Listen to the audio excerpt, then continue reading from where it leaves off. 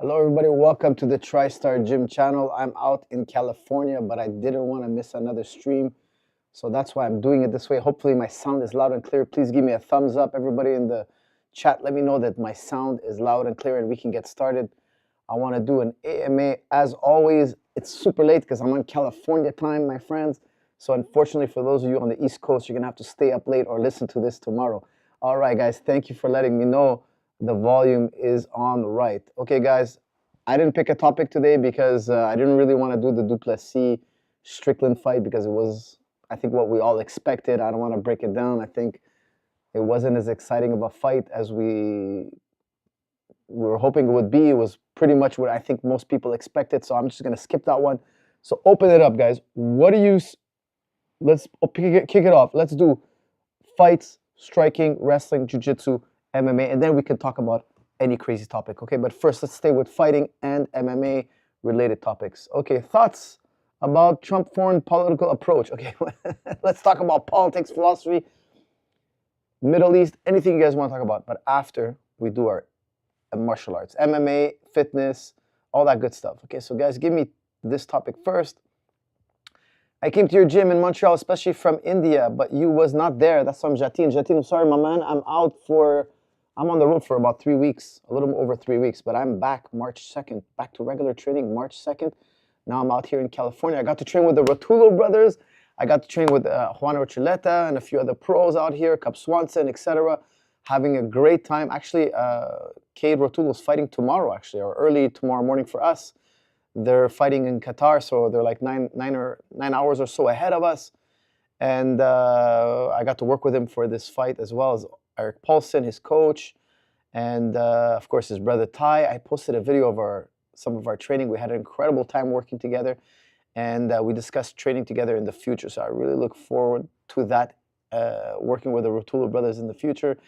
Incredible phenoms of jiu-jitsu. Like, honestly, I was like, guys, you got to put me in the buggy choke. I got to feel it.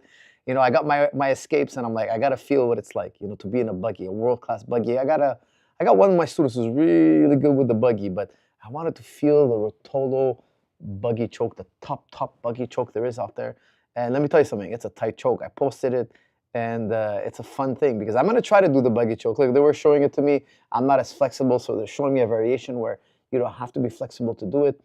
And it's something I've seen before, but, you know, they have their own details. They have their own little ways of refining it. I'm going to experiment with it. I'm going to try it. I'm not promising that it's going to be my move or anything like that, but it's something, you know, in the spirit of being open-minded. I don't know if I have the build for it. You know, grabbing your leg, pulling your leg, and man, it's a little bit rough on the knee, you know. But I'm gonna try it. I'm gonna try to experiment with it, and I'll let you guys know how that goes. Okay, guys, what else we got here? Welcome to California, Coach. That's from Mars. Mars, thank you very much. I love it here. The weather is good. I escaped an incredibly huge snowstorm. When I landed here a week after, Montreal got hit with a crazy snowstorm. My wife was sending me pictures. It's like they just got buried, man. Montreal got buried alive. So we're out here. We made it out on time to get the California weather. Give Coach Red Bull energy. That's from Millionaire. I drink a Red Bull once in a while. How do you see DDP versus Khamzat? That's from Jay. Jay, right now, without going through the footage, I'm going to pick Khamzat. I'm going to pick Khamzat because I just think his wrestling's at another level. He's going to get the fight down. But, oh, man, it's such a hard fight to predict. A 5-rounder with DDP ain't no easy day. But right now, I just think Khamzat's too much, and I think he's too strong. He's another level. He's just another level.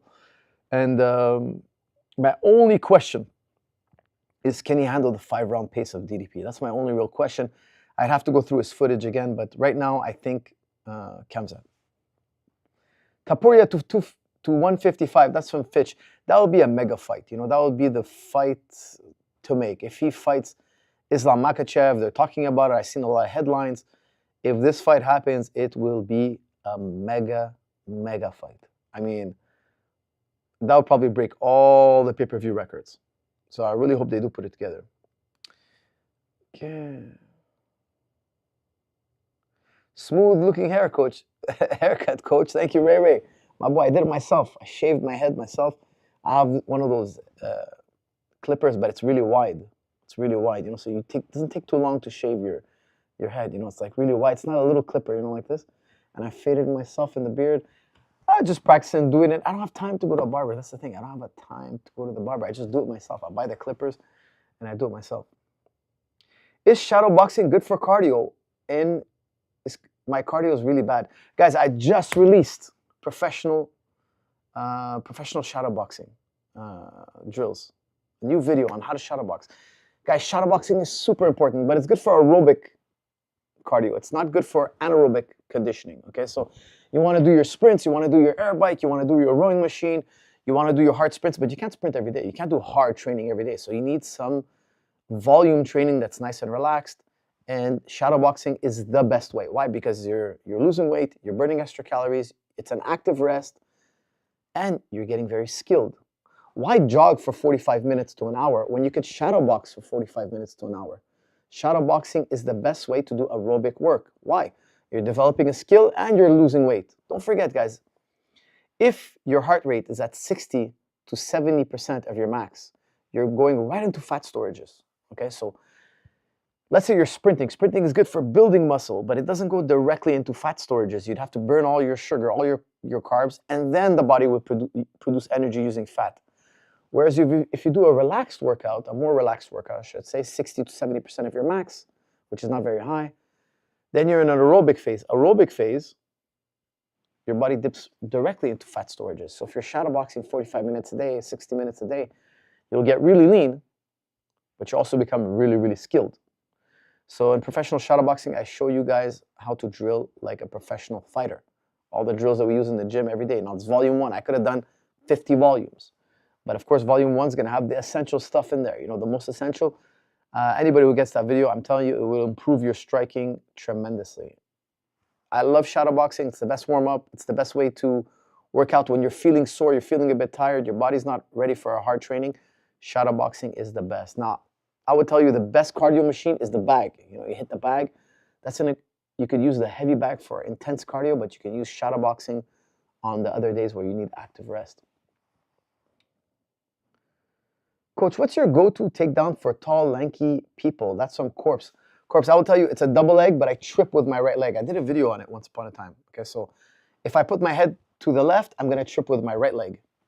If I'm going to put my head to the right, I'm going to trip with my left leg. So my head and the tripping leg will be on the opposite side. So it's basically a double leg with a kosoto hook. You're hooking the Achilles of the person you're attacking. Why? Because a lot of time, tall fighters, they don't need to sprawl because when you grab them in a double leg, they don't need to sprawl because you can't lift them. They're too tall, right? They just kind of open their base, they open their legs, and then when you try to lift them, it's like they're just too tall to lift. You're not underneath them enough. You know, it's not easy always to get them off your shoulder. So what I do is when I shoot on a tall guy, I kosoto. Or sometimes I lift and I foot sweep him. I lift the double, but because he's so tall, I use my foot as assistance. Again, always the foot on the opposite side of the head. So whichever side my head is on the double, I use my left foot to sweep or kosoto.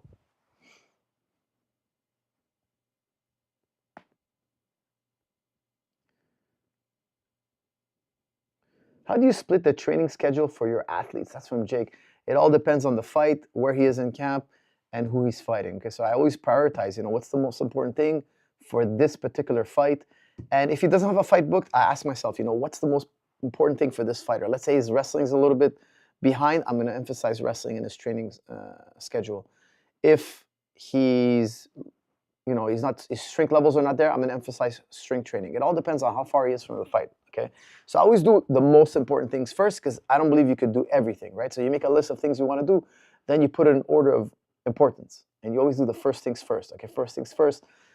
That's an expression by Stephen R. Covey, okay? How to prioritize things. You make a list of all the things you need to do, and then you realize you can't do it all. You put that list in order. Once you put that list in order of importance, you only do what's on top of the list. What else we got here? Okay. Latest UFC news, Volk versus Lopez. Man, Volk is crazy. Volk is too gutsy. Volk is too gutsy for his own good. I really think he needs a long break. And going up against Lopez after a KO loss like that, 2 KO losses back-to-back, Islam Makhachev KO'd him. Taporia KO'd him. And now he's going to fight Lopez? A bad idea, in my opinion. What else you got here? Lopez, Pimblett versus Chandler. That's very interesting. Wow, I didn't know that was signed.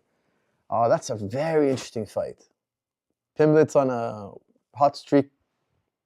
Chandler has slid a little bit. This is a very interesting fight. Bilal versus JDM. Oh, wow. I like Bilal in that fight. I really do. Pimblet versus Chandler. I'm going towards Pimblet. Volk versus Lopez. I got to go Lopez. Guys, don't forget, check out jujiclub.com. Use discount code GET55 off. The discount code is on the bottom of your screen.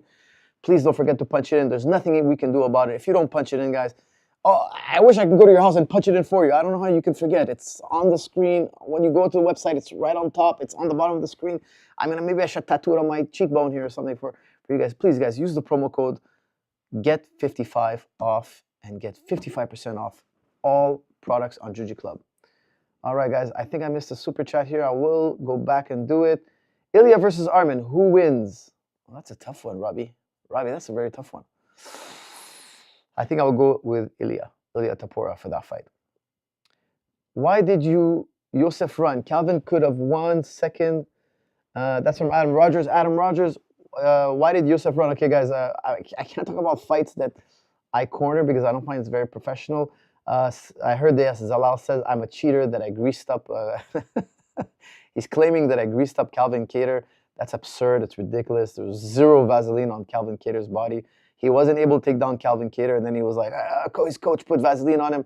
Guys, if you're in a fight and the fighter you're fighting has Vaseline on him, why don't you, after the fight, ask the commissioner or ask the referee, can you please check him for Vaseline? He was greased up. Why don't you blow the whistle on us? Why do you wait till we go home, we showered and everything, and then say, oh, you know what, they were greased? No. You say right then and there. You tell the commissioner. Like a great example. Paul Harris was fighting Nate Marquardt. Paul Harris drops into a leg lock and Nate Marquardt, I can't remember exactly how it went down, but Nate Marquardt pulled his leg out and just punched him. And in the middle of the fight, Paul Harris was like, he's greased. And then Nate just like took his leg out and hit him, knocked him out, won the fight. And then he was complaining to the ref, Nate Marquardt is greased. They went and they checked Nate Marquardt, and Nate Marquardt was not greased. Okay, I'm going to repeat that one more time just so it's clear. He was not greased. They check you before the fight, and they check you if there's a complaint. If there's a complaint, they're going to go in, they're going to grab you, they're going to check your skin, they're going to swipe their hands around your skin up and down, they're going to check every nook and cranny of your body to see if you have any Vaseline on you, okay? You can't just wipe off Vaseline, right? You can't just, like, you'd have to go take a shower, and even then, like, it could still be on you. Vaseline's not easy to get off. And if you have a legitimate complaint, like if I had a fighter of mine who's telling me, hey, the guy's greased up, I will tell the commissioner right away, can you please check him for Vaseline? Like, it's just so absurd. His takedowns got blocked. Calvin has a lot of improvement in his wrestling, and it showed. And yeah, a lot of people are complaining that Zalal ran round 3. I think it's not his fault. I think it's the rules' fault. I think it's the referee that's supposed to, like, the referee should engage. So say, look, passivity. If you look at wrestling, there's no passivity allowed. In wrestling, if you don't wrestle, if you circle too much, they'll give you a passivity call or they'll kick you out, they'll disqualify you. In boxing, you can't run. In Muay Thai, forget about it. In Thailand, if you run around in Thailand, they'll disqualify you right away. They'll give you one warning. And then, not only will they disqualify you in Thailand, when you go back to your camp, they'll beat the hell out of you. The trainers will beat the hell out of you. It's called round 6, okay? Believe me, they will punish you. You cannot run and run and run. But the thing is, the referee allowed it. The rules, in my opinion, are not strict enough on that, because the thing is, we only have 15 minutes in there, right? So I think Zalal did a good job round 1 and round 2. It was on us to pick it up in round 2 and get going. I think Calvin was working a 5-round pace. He took too long. If he had round 4 and 5, if he was in a 5-round main event, I think it would have been an incredible fight for Calvin. It would have been great. He just got started a little bit too late, in my opinion. I was egging him on as best I can to get him going forward. But, you know, that's the way it is. When you're fighting, it's all hindsight. You know, after that, you can look back and be like, oh, I should have done this and should have done that. And you're right. But the time is gone. You know, we got to figure out it in the moment. So I'm just laughing at, there's a lot of comments, really. It's just a ridiculous comment. There was no Vaseline on Calvin Kattar whatsoever. Okay, now, typically, I don't talk about the fights that I work or that I do, because I don't feel it's appropriate. It's not good for the interests of a fighter. It's not a professional. But this accusation of cheating is absurd, like really absurd. And you had all the time in the world to ask the ref after the fight or in between rounds. If you wave to the ref, he's going to come to you, tell him, hey, check him for Vaseline. he'll for sure check him. And don't forget, they check you before you go in. You could say, oh, but it was dry, it was a thin layer. Once you start sweating, it comes, like whatever your concern is, check us. But don't go after the fight when we can't check now. We can't prove to the world that we're not greased up and claim that there's grease. I just find that really, it's sad. It's a sad thing to do. It's not classy. What else we got here? Love you, coach from Morocco. Everyone, go buy strong and stable back. Ryan, I hope your back is doing better, and I'm glad to hear it. I go to Morocco very often, and I love it there, and thank you very much for your comment. Can you fight only with... I don't know what that means. Any recommendations on stretches you can do to be more flexible in jiu-jitsu? Guys, I only do one stretch really, like bringing your leg towards your chest. That's the most important one. I do a few other stretches, but this is the main one, I should say, okay? I'm not a big, deep stretcher. I'm more into mobility. What's mobility? Mobility is like, it's stretching, but with movement and strength training. Okay, so I don't believe in just like stretching your body and letting your body fall asleep. I prefer to develop strength, range of motion. I want to be strong in these range of motions.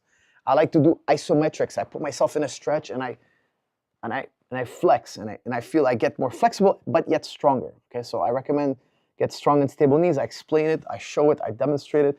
This is how you're going to keep your joints strong and healthy and mobile. Okay, so the word stretching is more of a passive term. Okay, so like your leg, you're stretching your hamstring and you're just relaxing your muscle and you're letting it elongate and you're letting it kind of fall asleep. It's okay. I think that's good. But I like to stretch my leg out and force and clinch and squeeze and pull and strengthen myself in those range of motion. I find it safer for my joints, and I find it improves performance far better than just a passive stretching.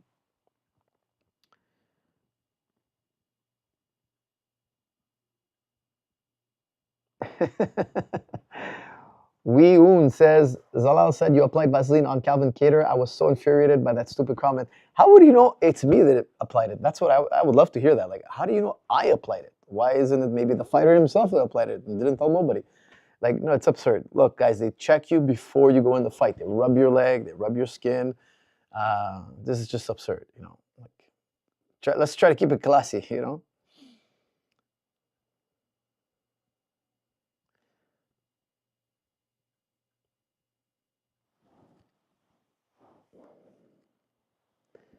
All right, guys.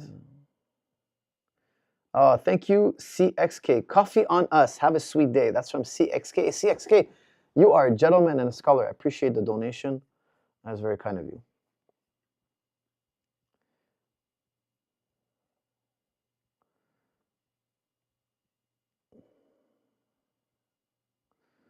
All right, Rock Bluster, go for it, my brother. I already commented on Dreykus versus Shamaev. I would be going with Shamaev, but that's without doing a video analysis. I would like to maybe do an official breakdown on that if that fight is ever signed.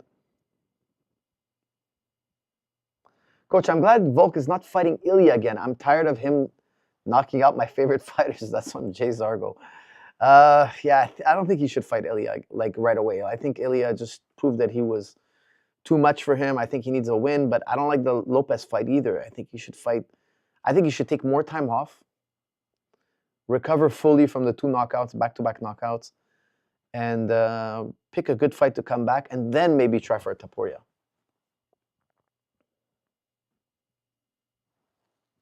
Who wins out of Volk versus Lopez for the 145 title? Well, it's not for a 45 title, and I would go with Lopez right now.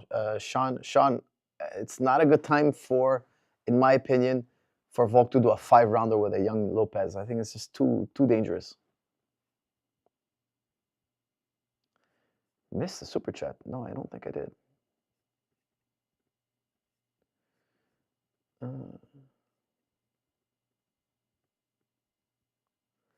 No, I responded to you.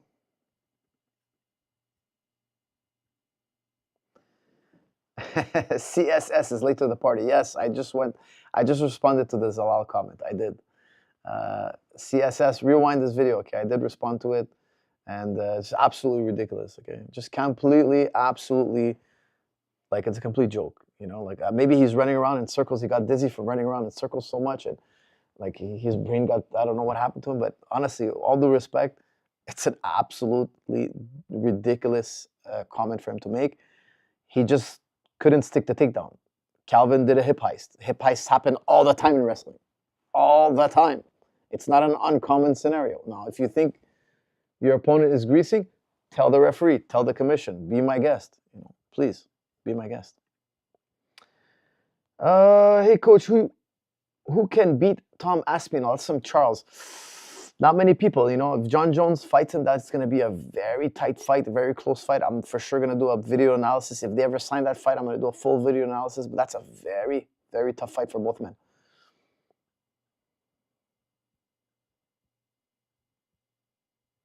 Coach, you have been criticized by fighters like Zalal, Tim Kennedy for being boring. Do you tune out their criticisms or build off it? That's from Drew Mack.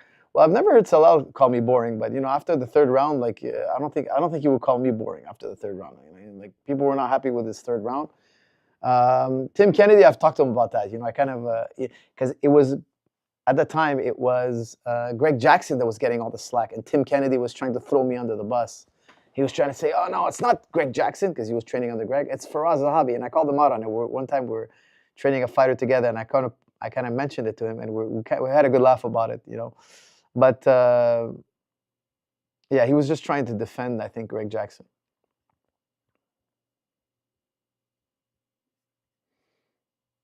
Guys, please do not spam the chat. You're gonna get put in timeout. I have a timeout. No, one guy's spamming. I gotta put him out. Timeout for 10 minutes because you spammed. 10 minutes. Guys, don't forget, I rule the chat room with an iron fist.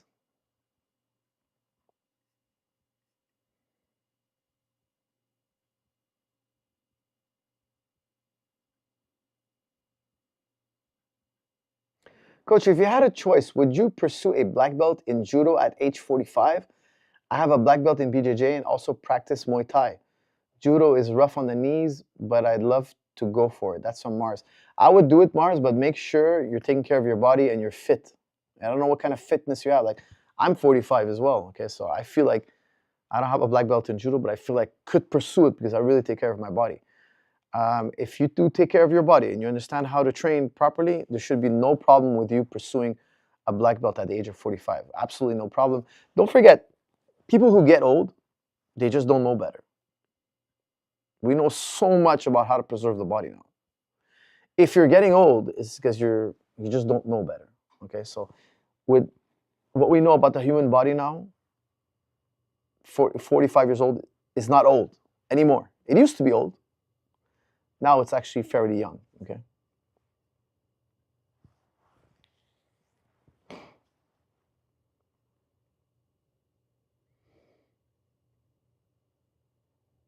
Coach Zahabi, namaste. Love from India. That's from Ascend. Thank you, my friend. I appreciate that. Another country I'd be loving to visit.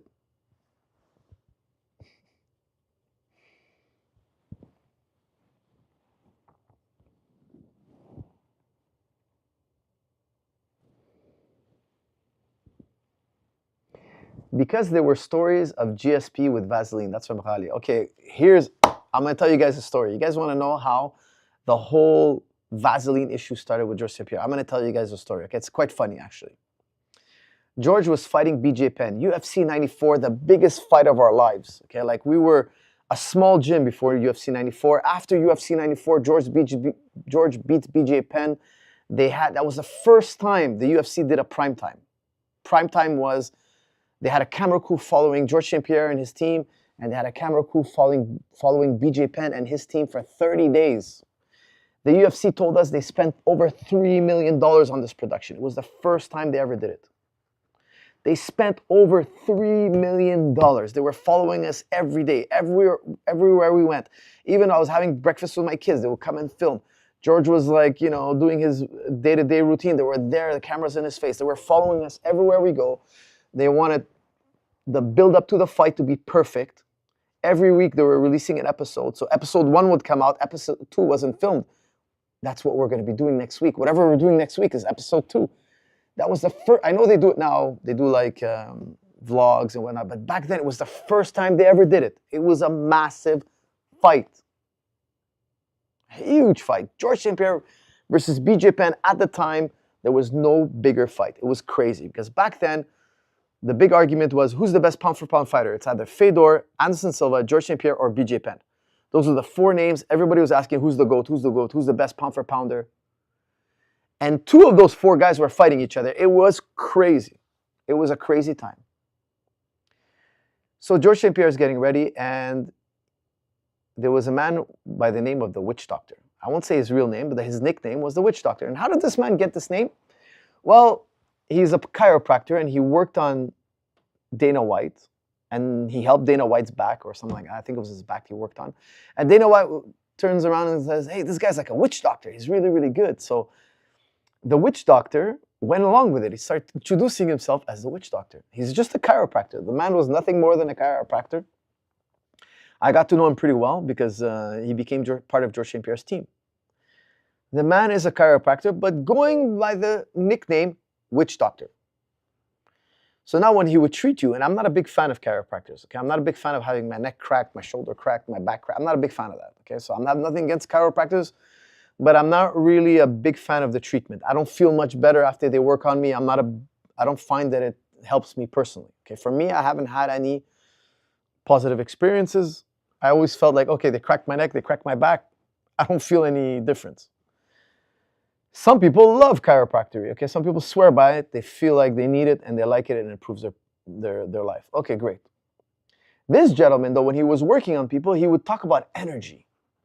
And like he would get into like this kind of sophistry talk. Now, me, because I'm trained in philosophy, I found it ridiculous. Every time he would talk like that, I find it ridiculous. Like I can give you specific examples of things he said that I thought were absurd. But I didn't say anything because I want to be polite, and he's working on George, and he's working on a lot of the professional fighters, and Dana White holds him as a witch doctor, so he's a man of, he's being recommended by the top guys, so I'm like, okay, I'll let him be. It's none of my business. How can he interfere with our lives, So the fight day comes around. George St. Pierre is about to fight BJ Penn, the biggest fight of George St. Pierre's career. Now, George was extremely nervous, and you had the witch doctor in his ear talking to George about how he has blocked energy in his system, in his chakras. And not really chakras, but he used other terminology. And George was like, okay, this guy's a really wise man. He's working on Dana White. He must be amazing. Dana White thinks he's a witch doctor, like he's like a genius. And he was telling George that he has a blockage in his system and that the witch doctor, is going to fix him. So he's going to have plenty of energy when he fights BJ Penn. For me, it was just another guy trying to take credit for George St. Pierre, trying to convince George that this guy is his ace in the hole. I'm your special guy. I'll treat you. I'll take care of you. You'll be champion. If I work on you, you're going to be like just another one of those guys, But whatever, I'm not going to fight them all off with a stick because they're everywhere. The hounds are everywhere. So on fight day, the chiropractor, the witch doctor, he calls the coaches. He calls me and he says, hey, I want to have a coaches meeting. I'm like, okay. You're not a coach, but you want to call a coaches meeting? I said, okay. I said, I want to humor the guy. He's much older than me, so I'm going to show him respect. I told the coaches, hey, the witch doctor would like have a word with us. Let's meet up in the room. And we sat in the room together, and it was me, Phil Nurse, Greg Jackson, and John Denahar, like the very experienced coaches, okay? Very experienced. John Denahar, probably the greatest grappling trainer ever. Greg Jackson, probably the greatest MMA coach ever. Phil Nurse, one of the best Muay Thai guys ever. And they're there, and he's like, okay, I want to tell you guys, George has a blockage of energy. Like, he has some kind of blocked energy. Okay. Me, I'm rolling my eyes. I'm being respectful, but I'm not convinced. And he's like, listen to me. You guys have to rub him shoulder this way. Like, he gave us like a weird formula. And then behind his back 3 times the other way. And like a weird formula where if you do this right, it'll unblock the energy and the energy will go up and down and yada, yada, yada. And I found it ridiculous. I'm looking at the guys. Every coach thinks this is absurd. But we're going to humor this guy. Why? Because he's an old man and he really wants to be part of the team. And I understand he wants to contribute. And this is a thrill for him. So I'm like, okay. I'm like, guys, you hear? He wants you to circle this way, circle that way. Now I'm thinking, is it going to change anything in the fight if we massage him? No, it's not going to change anything because we're going to We're going to give him water. We're going to put ice on his neck, and we're going to talk to him about the fight. And one coach is going to rub his chest. Now, in that time, you could put Vaseline in the bucket. It was perfectly legal. And you could put Vaseline on your fighter's eyes and under his eyes and his eyebrow. It was perfectly legal at the time. I know it's crazy, but this man, this one chiropractor changed the course of MMA history. Right now, you can't have any lubricant whatsoever in the back room. If you get caught with anything in the back room, anything, any type of lubricant whatsoever, you can get a lot of trouble. You can get kicked out. You can get penalized. Like you can get a fine. You can, of course, if you have any oil on your body, you can lose a point on the cards. You can be disqualified. You can have no contest. Like it's a serious matter. But before UFC 94, it was perfectly normal to have Vaseline, bring it with you out there in the fight, in the bucket, and apply it on your fighter's orbital and his eyebrows. Now, as the coach, I was telling the guys, look, we're going to do everything we normally do in the corner, and then you could do his massage thing, whatever. Like, it doesn't bother to me at all if you rub George's, if you massage him. It doesn't, like, I didn't think there'd be any consequence. I thought we're just going to make this guy happy. That's it. It's going to end there. Well, let me tell you what happened. We get in the fight. What's priority number one? Massage the guy or put Vaseline on his eyebrows? The guy's in a 5-round fight. Well, Phil Nurse did the right thing. He took Vaseline, put it on his eyebrows and orbital like a good cornerman should do, like we're trained to do, like every cornerman does. And then, he's got to do the crazy massage mumbo-jumbo stuff. So he starts doing it. And then Chuck Liddell's in the back of George's corner. And he jumps up and he's like, hey, he's putting Vaseline on his body. We're like, what's he yelling at? The commission comes in with a towel. They wipe him down and say, don't do that again. Okay, well, we didn't think about it. But now at this time, I think this was after round 2 or whatnot, George has already taken the lead of the fight. George has taken control. After round 1, George had taken control of the fight. So round 1 was kind of tight. Round 2, George starts to take over. Round 3, it's just a mess. Okay, so round 2, George was taking over already. You could see the fight going in the direction. Like, it was, every round was getting worse for BJ. And I think it was after round 4, he couldn't get off the stool. Or he wasn't responsive. They were asking him, are you okay? Where are you? They're asking him literally, where are you? Like, when they think you're concussed, they ask you, where are you? You're supposed to say, I'm at the MGM Arena, or I'm in Las Vegas, or I'm wherever. You're supposed to tell them your location, what's the date. And he was non-responsive. They waved the fight off. The cornerman waved the fight off. It was over. Which I think was a great call. Now, controversy explodes. Why? Well, you applied Vaseline on his eye, and then you did the mumbo-jumbo massage. Now, we didn't think about it. I don't blame anybody. I think it was like a huge, like, unforeseen negative event. Nobody thought that this would happen. Nobody thought that, hey, like there's going to be a little bit of Vaseline on your hand, and that I totally agree. You shouldn't be applying it on the body or anywhere like that. Of course, that doesn't make any sense.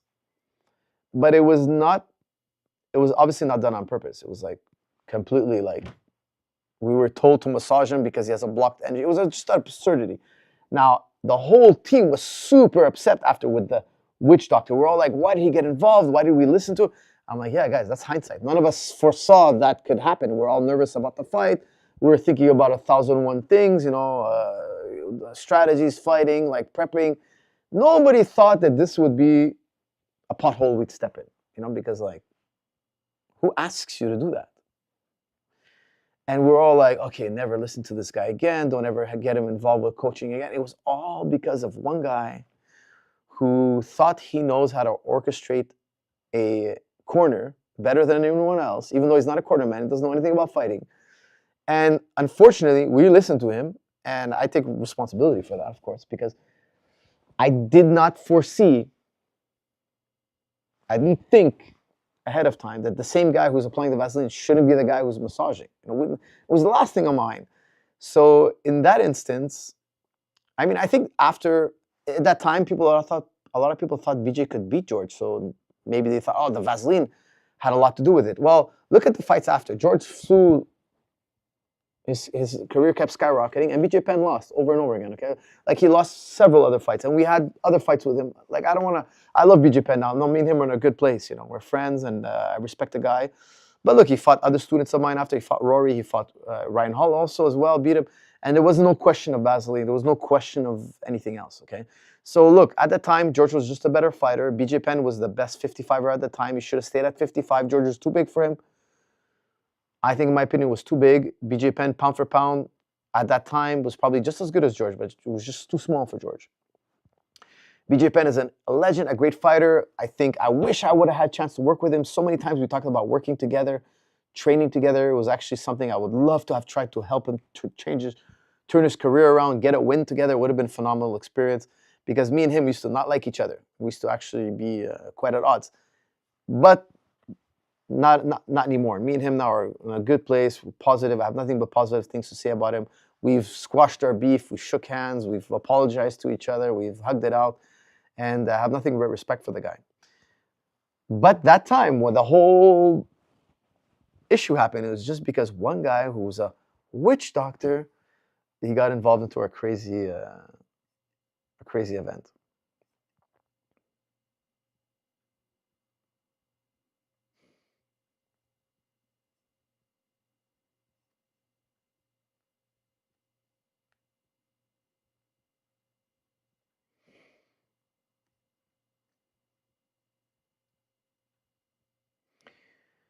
One Trump, two pump.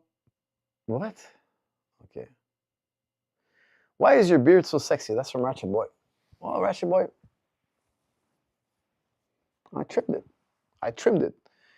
I took care of it, my man.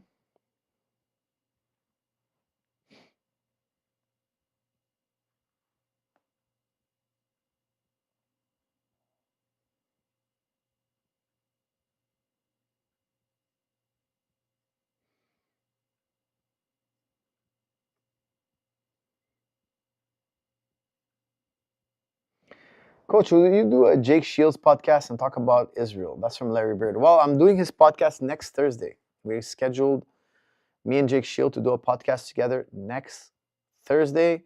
So I don't know when it will come out, but we're supposed to be filming next Thursday. I think he does them live. I'm not sure if he does them live, but it could be a live stream.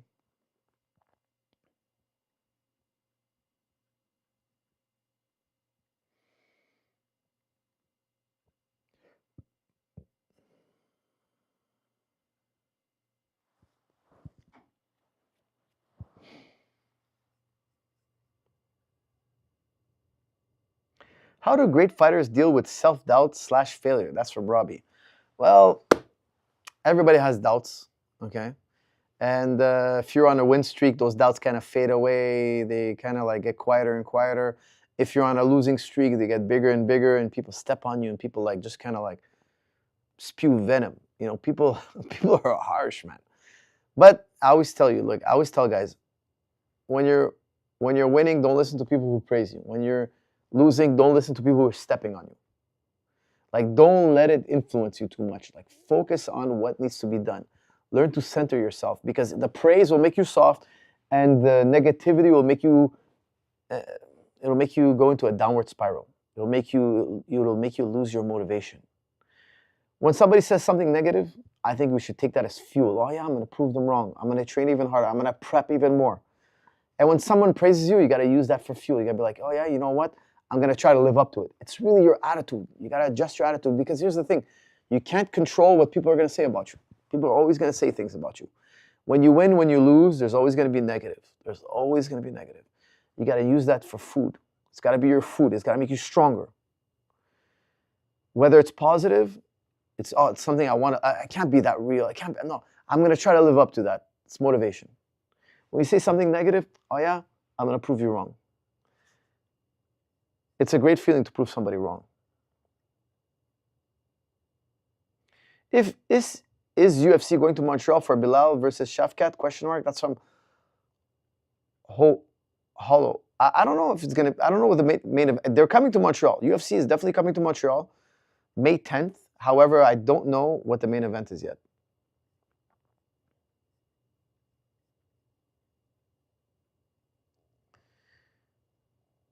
Yusuf, I can't take that question seriously, my man. But it is a real thing, okay? Look, I'm gonna answer that question because it's actually a really good question. Can you talk about semen retention even in marriage? That's from Yusuf. Well, Yusuf, I know you're probably trolling me, but it's a really, really good question. Guys, shout out to my friend from Tenor. They've been hosting us here. They've been treating us real good. I'm wearing their sweater today. Pat Tenori, especially, thank you very much for hosting us here in California. We're having a blast training in your facility. And guys, I love this clothing brand, man. I love it. They make incredible clothes.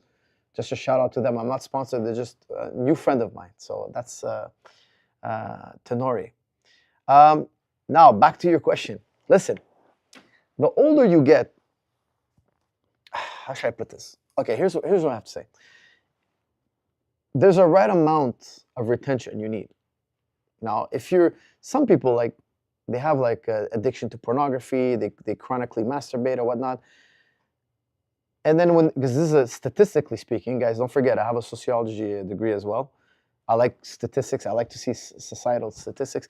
We have one of the most largest problems in society is young men who are impotent. It's a new phenomenon. Young men they're in their 20s and they're having impotency issues.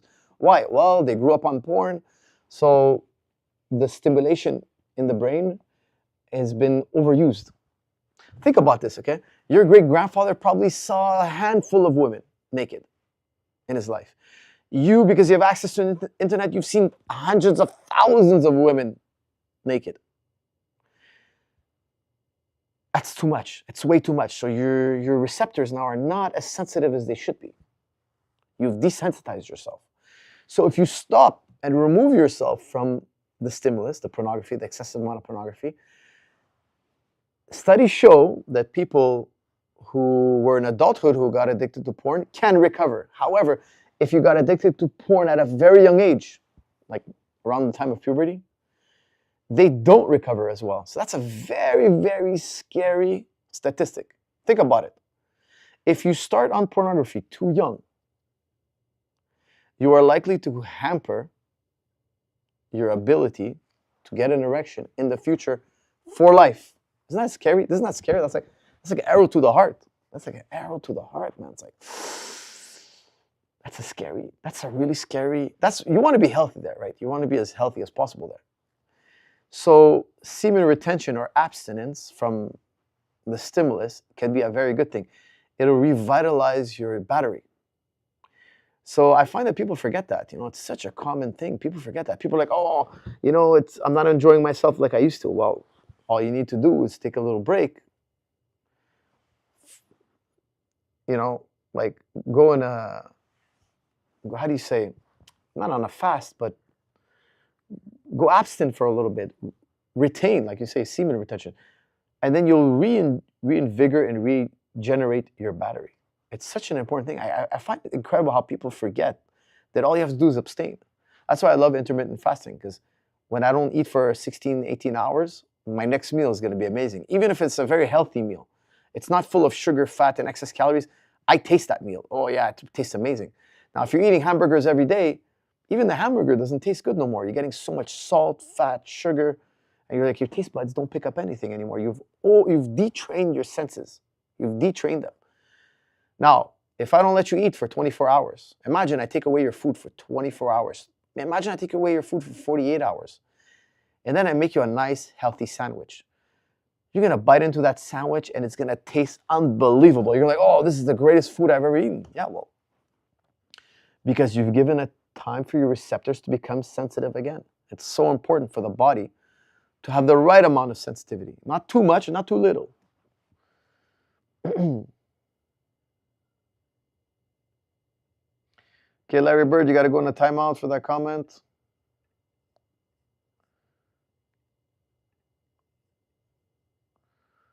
You're going, oh shit. I banned him from the channel. I hit him on the channel. I pushed the undo button, but let me just put you in a timeout. I'm just going to give you a 5-minute timeout, okay?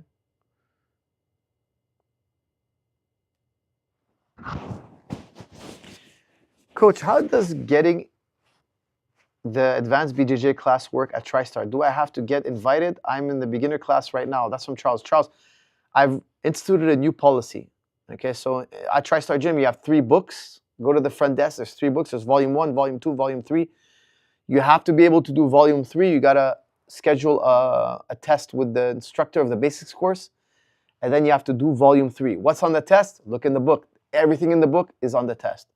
So you speak to the instructor, Philippe Caron, and you tell him, look, I'm ready to do the test. I know book 3 by heart. Once you know book 3 by heart, if you pass the test, you can now walk into the advanced class. Okay, but you got to know book 3. Late night stream, alhamdulillah. That's from Basbarian. Basbarian, I'm in California time, my friend. So for me, it's 10:40. It's my regular time. So you guys out on the East Coast, it's 3 hours ahead. You guys should hit the sack. Ratchet Boy, $2. Thank you very much. Give me my black belt now, coach. That's from Ratchet Boy. Ratchet Boy, you're gonna have to train with me for 10 years, my friend. If you want to be a made man, you wanna be, a black belt, 10 years and hard training for 10 years. Not to show up 3 times a week. No. You gotta train every day and preferably twice a day.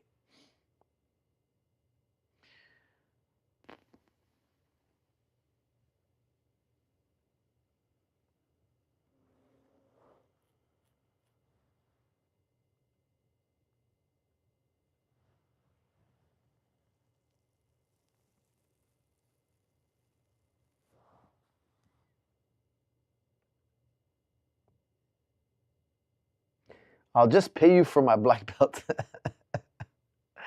No, unfortunately, there's no amount of money. Hey, coach, dating apps have destroyed my self-esteem and mental health. How do I get out of this hole? I'm just a normal guy who wants a normal wife. That's from MJB. MJB, the worst thing that ever happened to man, the worst thing that ever happened to the Western man was dating apps. The worst thing. You took all the power men had and you gave it to the woman. It was the worst idea in history. Dating apps was the worst idea. It's going to destroy Western civilization. Dating apps, mark my words, okay? 100 years from now, the historians are going to sit down and write about the West. And they're going to be like, oh, man, when that Tinder app came out, it started the domino. It destroyed the West. I think it's almost impossible. It's impossible to undo. It's spreading too fast. It's spread too far.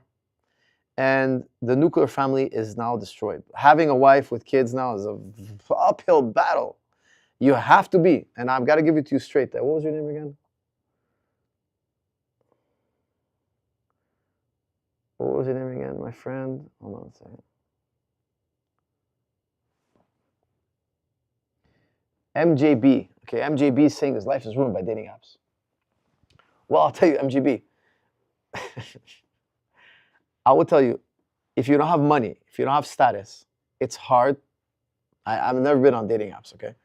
But from what I understand, because we have all the data, don't forget, I love the data. If you want to get swipes, you need a check mark, you need status, you need money, you need to be tall, you need to be this, you need to be that. It's a disaster. It's a disaster. So, in my opinion, flip the tables. Find a foreign wife in a third world country. 1, they're more traditional.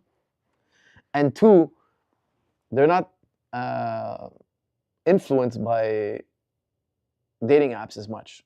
So I would tell you, if you don't have a check mark, if you're not a millionaire, if you're not 6 feet tall and this and that, go to a third world country, go online, find them online. They're more receptive. They're more old school. It hasn't reached that far into the world. It will. It's going to get there. It's going to get there. But you still have time. In my opinion, get your act together, of course, and find a wife in a third world country. Or in a country with family traditions. If you really want to be married, because nowadays in the West, man, that's a very tall order. To get married and stay married is tough. Your thoughts on Nietzsche, coach? That's from Brandon. Brandon, that's a very general question, but I will tell you, look, he was, in my opinion, very cynical. A very fascinating writer. He's a fascinating read, I should say. And I think Nietzsche was more of a psychologist, and I think he would admit that himself. He was more of a psychologist, He was less interested in formal logic than he was about psychoanalyzing people. He was more about psychoanalyzing civilizations, people, books, and ideas. He always believed that, oh, this person believes this because of this psychological ailment or this psychological effect. He wasn't as hardcore strict on formal logic. He presupposes his psychology is logical, it seems. Nietzsche was far more a psychologist than anything else. Yet, however, I do believe a lot of what he said is true, even though I do believe also a lot of what he said is completely wrong.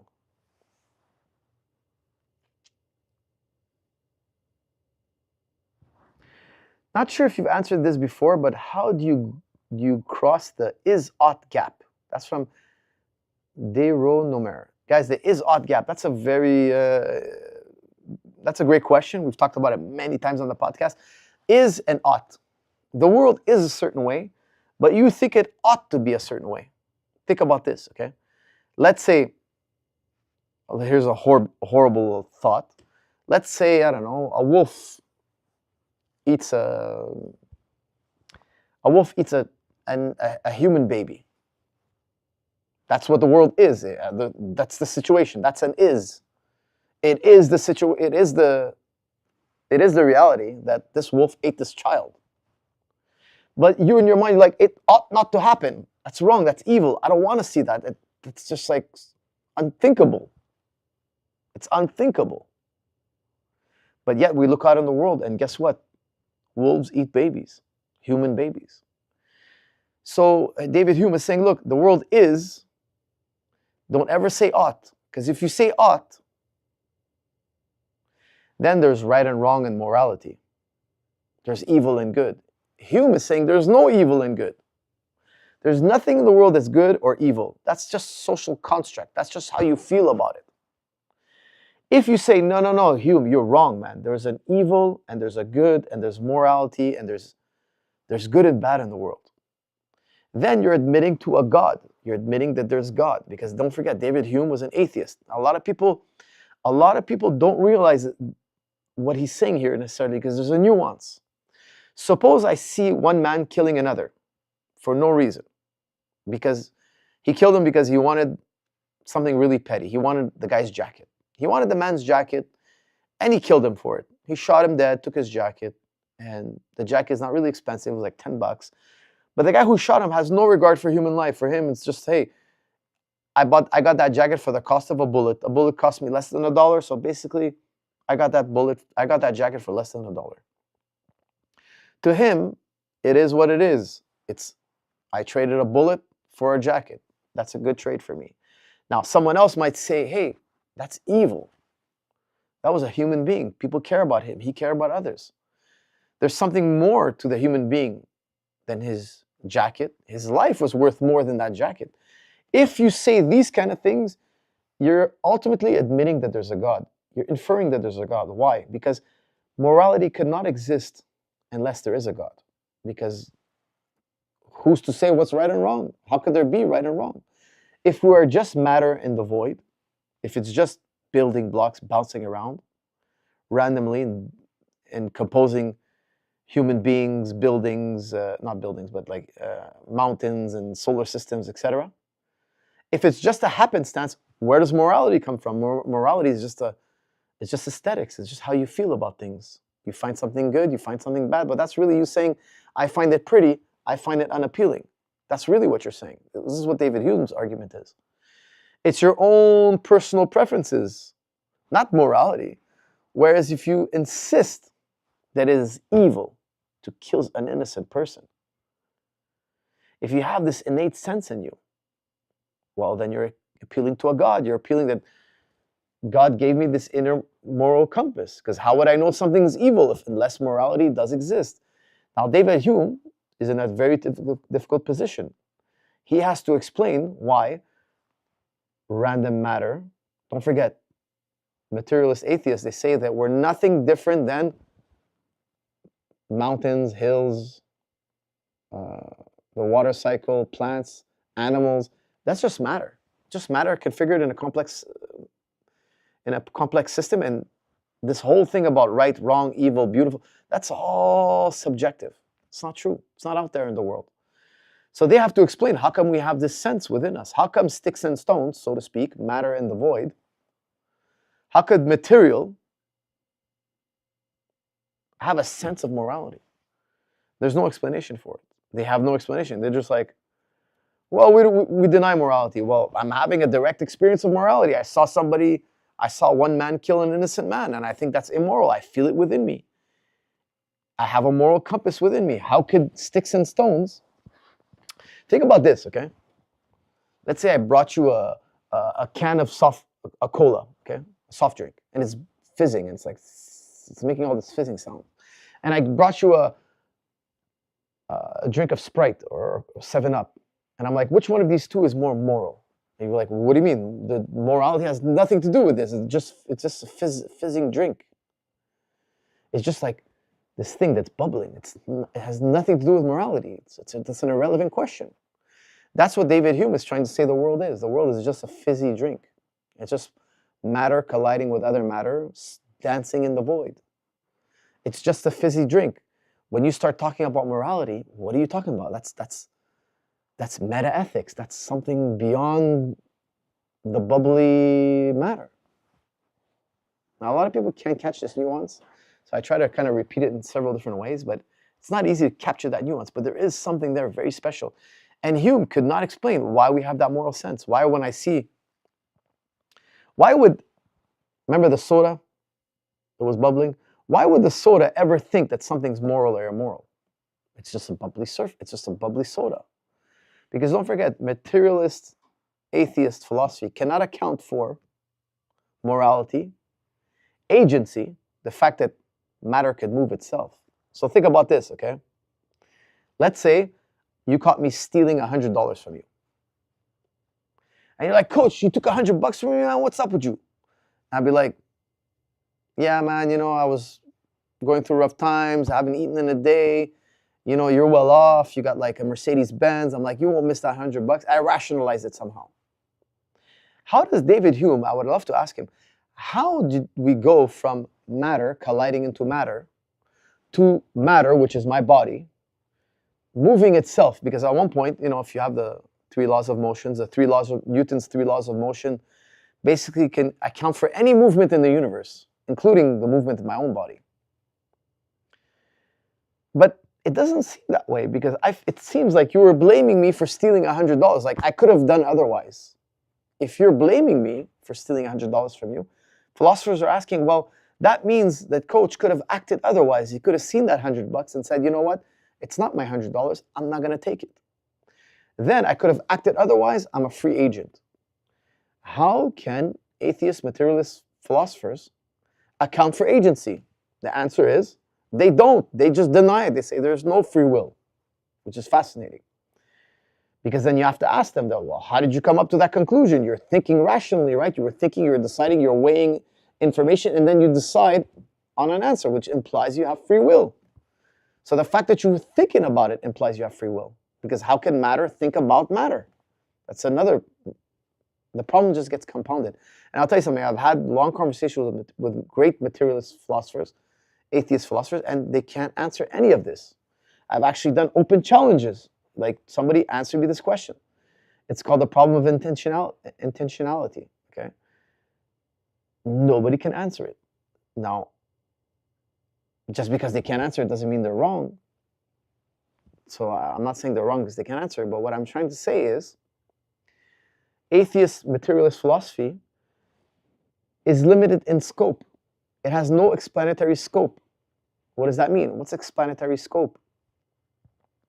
If you have a worldview and your worldview explains everything, but it doesn't explain this over here, and I have a worldview, it explains everything and that part that you were missing. I have more explanatory scope. My way of seeing the world explains how all the data fits together, where yours only explains a part of the data. Materialist atheistic philosophy is limited in explanatory scope. Because without God, you can't have morality, you can't have agency, and you cannot have what we call the problem of intentionality. How matter can think about matter. which maybe is a topic for another day.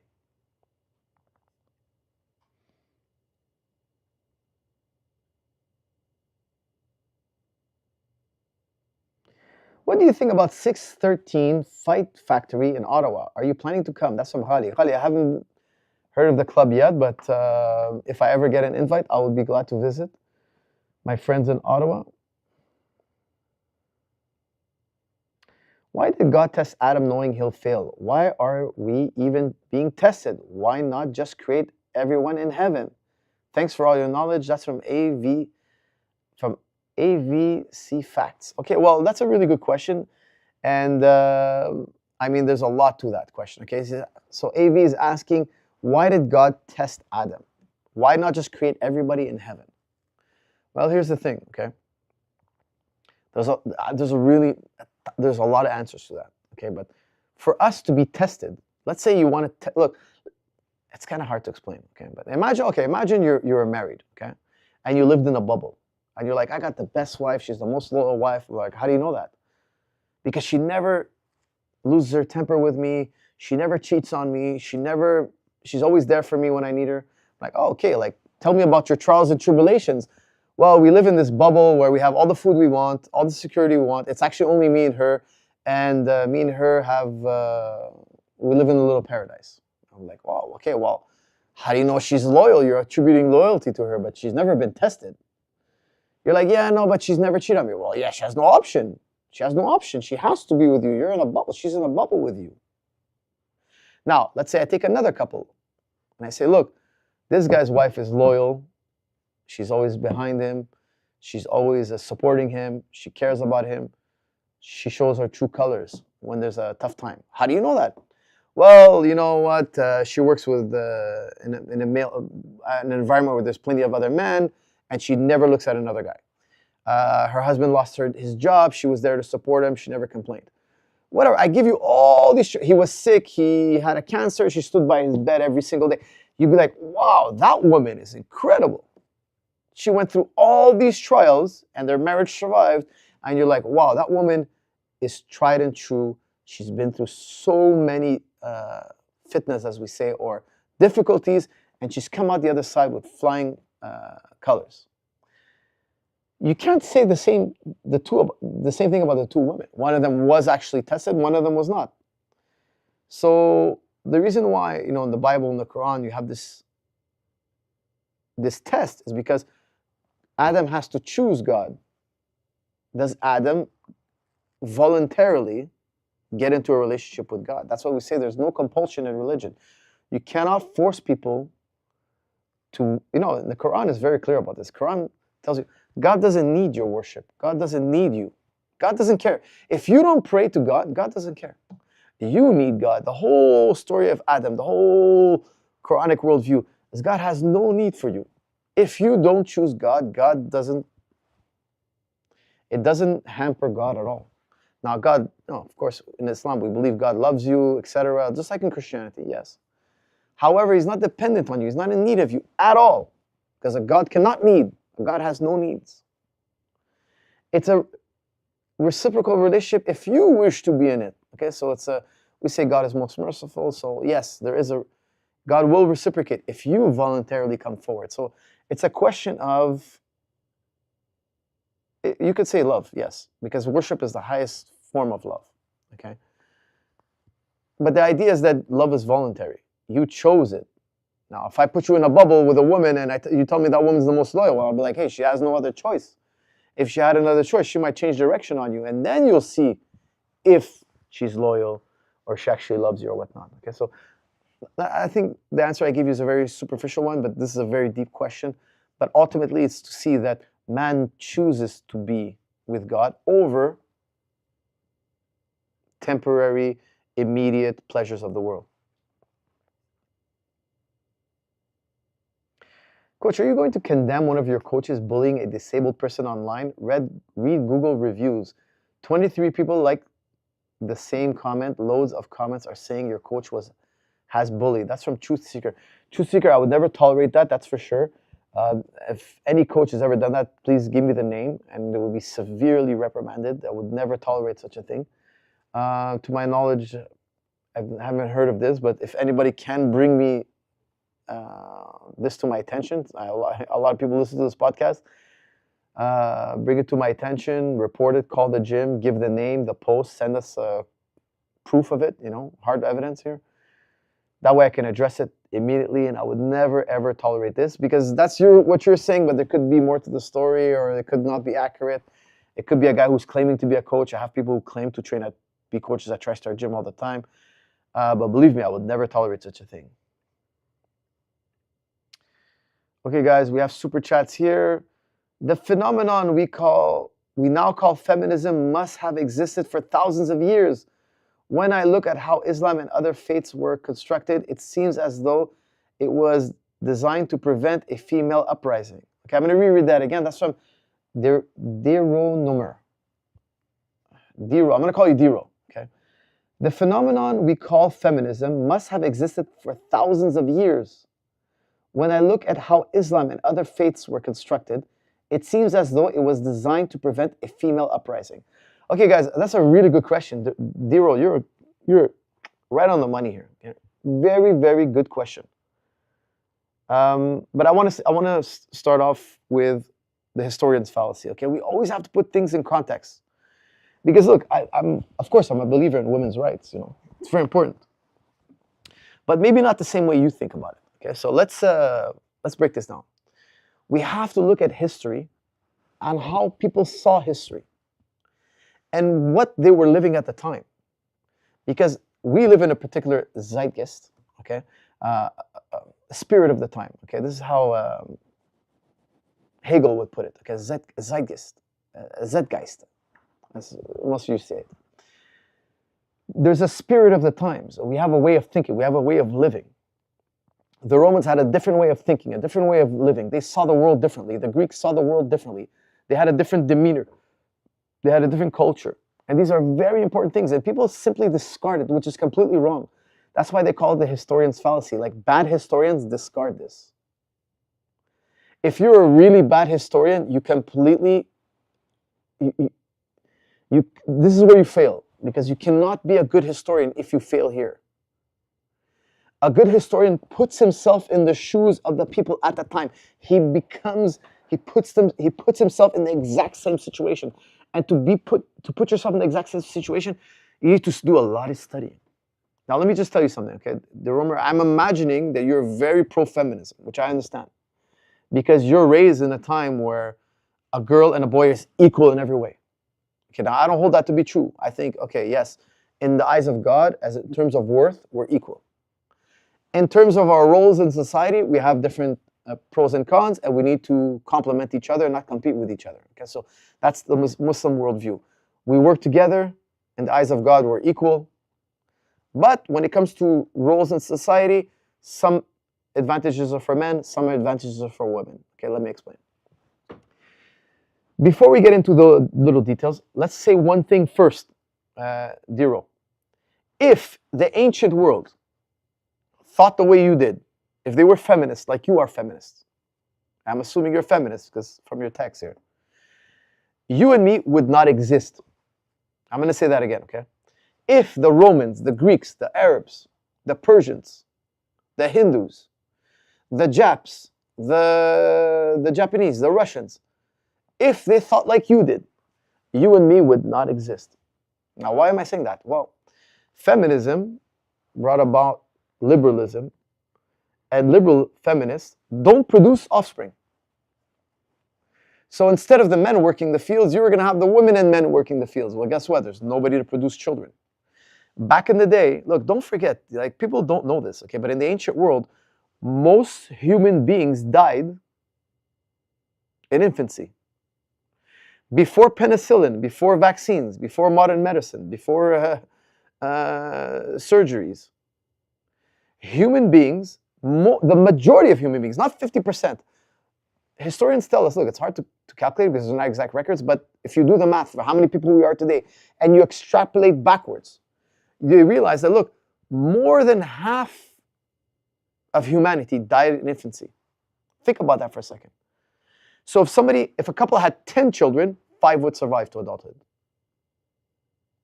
You needed to have 10 children for 5 people to survive. In the 1800s, mankind finally hit 1 billion people. Now that we're at 8 billion, we're going to soon plateau to around 10 to 11 billion. But statistically speaking, the birth rate is dropping. Why? Feminism, liberalism.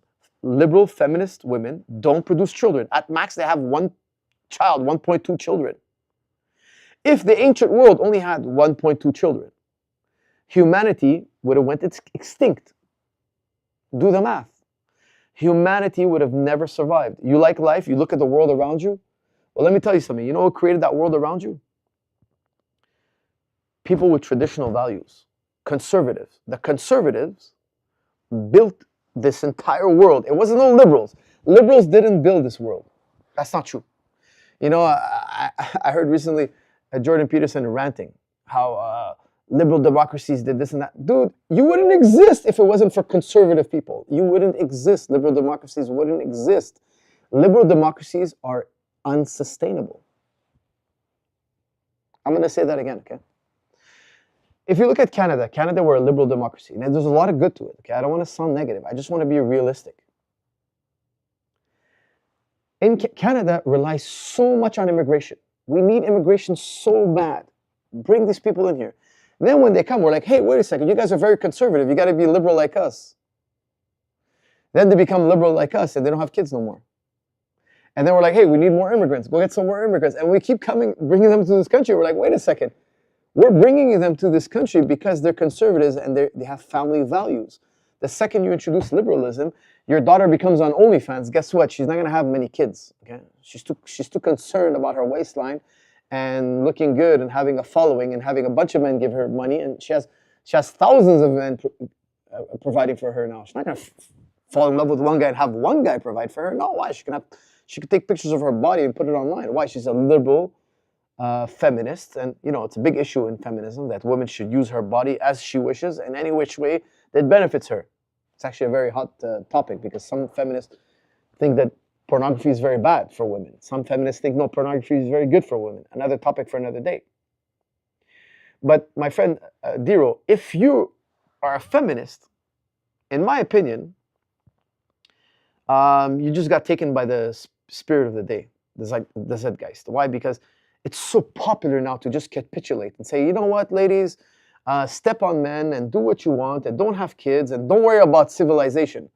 We'll just, you know, everybody's always complaining. Oh, we're on the decline. Western civilization's on the decline. Guys, why do you think anything that harms the nuclear family is going to destroy your civilization? They call it the nuclear family because it's the nucleus of the civilization.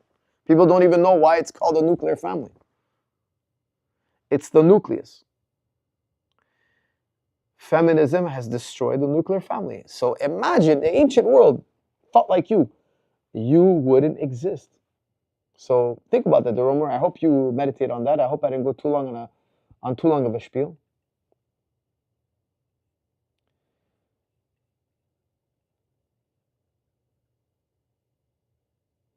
Feminism works so well that now women objectify themselves. That's from Mean Gene. Mean Gene, that's a phenomenal point.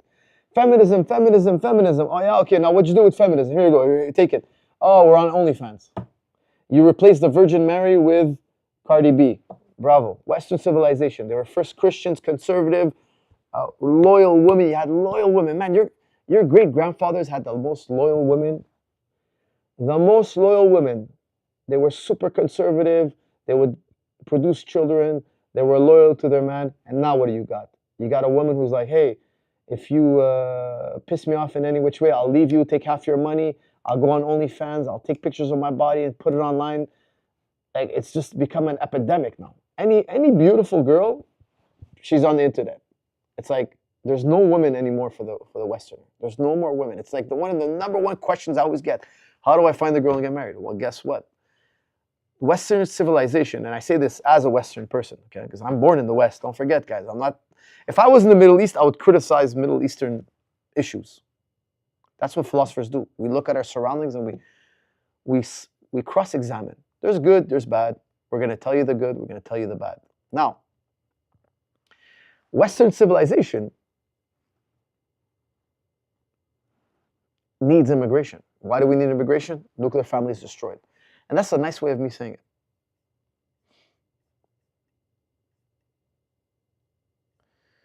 Okay, guys, I'm going to do super chats, but I'm also doing non-super chats as well. Avi Facts, thanks for the answer. I guess a follow-up is it worth testing everyone knowing a whole lot will end up in hell? Why create them? That's from AVC Facts. Well, think about it. God is just, right? If you went to hell, you deserved it. You know, if you're asking about the Quran says that. God doesn't do any injustice to anybody. You chose hell. Because the Quran, the way the Quran explains is that before you were born in this world, God asked, are you up for the challenge? Yes, I'm up for the challenge. I want to be tested. I want to have free will. You want to have free will? I want to have free will. So we were created to have free will. But if you sin, let's say you sin, okay, and you go to hell. Well, think about it. If you had eternal life, you were a sinner. You're going to sin for eternity. Think about this. You only sin for 60, 70, 80 years because you only lived 80 years. Because if you go to hell for eternity, it's because you turned your back on God. Not, let's say you believe in God, but you do bad things. You might go to hell for a little bit of time. You pay your debt, and then you can go to paradise. Yes. Okay. But let's say you reject God. If you reject God, then it's hell for eternity. Why? Because you were planning on rejecting God for life, for eternity. You rejected God for eternity. Because, like, if you ask Sam Harris, hey, is it possible in the future you're going to believe in God? He's probably tell you, nah, no, I'm atheist. Well, if he goes to the grave as an atheist, he's basically on the trajectory. He's on the trajectory to an eternal denial of God. Well, guess what? He chose eternity.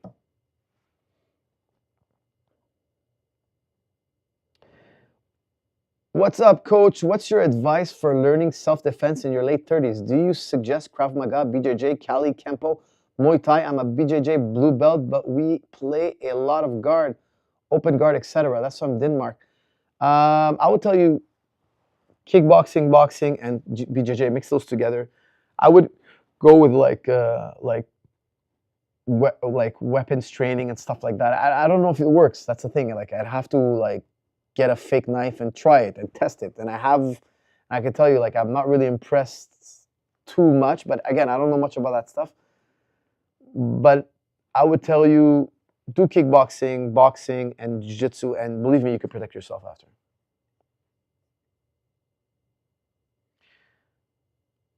Dero says, I'm against feminism with a big laughing emoji. Well, you didn't sound like it in your comment there, my man. I thought you were like a big flag-bearing feminist, but okay, listen, I hope my spiel still did you some good.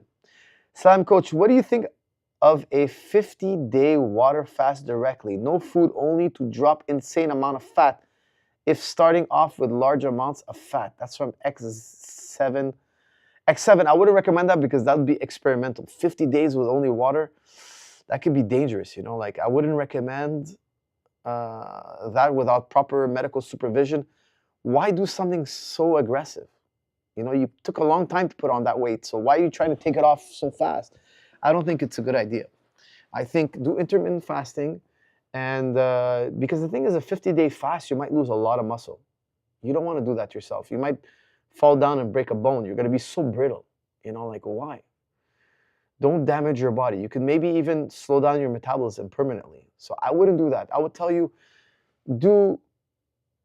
here's, you know, in my book, Fasting for Fitness, I have a really strong formula. I'm telling you, if you do this formula, guys, I promise you're going to lose weight. You're going to lose weight super fast, and you're going to maintain muscle. Figure out how many calories you should eat in a day. Okay, go and find a calorie calculator. Figure out the right amount, okay? Now, if you want to lose weight fast, I have a simple formula in the book. I explained to you. I'm going to give it to you now for free. Let's say my ideal weight is 170. I do 170 times 11. That's how many calories I should eat. That's quick and dirty.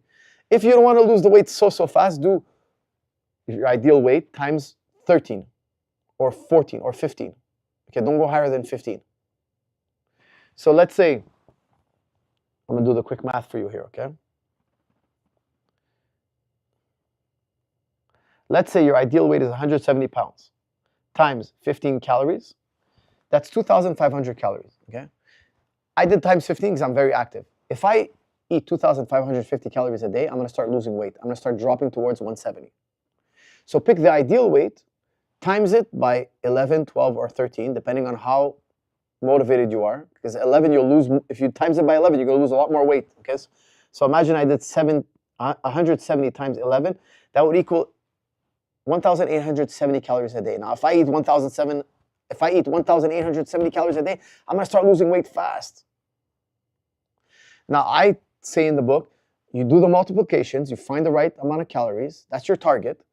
You pre-plan a meal. So you're like, okay, I'm gonna have this is what I'm gonna have for breakfast, this is what I'm gonna have for lunch. You do your research, you make a menu. So for breakfast, let's say it's 350 calories. Okay, these are 4 options. I make a preset menu. So I wake up in the morning, I don't just try to add up foods and vegetables and try to land on 350. No, it's planned. I wake up, I know exactly what I'm having.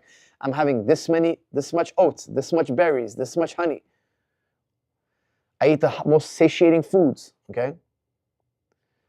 Lunch, I know already what I'm eating for lunch. I'm not breaking my diet. I'm on my diet. And then I'm fasting. Usually I stop eating at 6, okay? So I do different variations.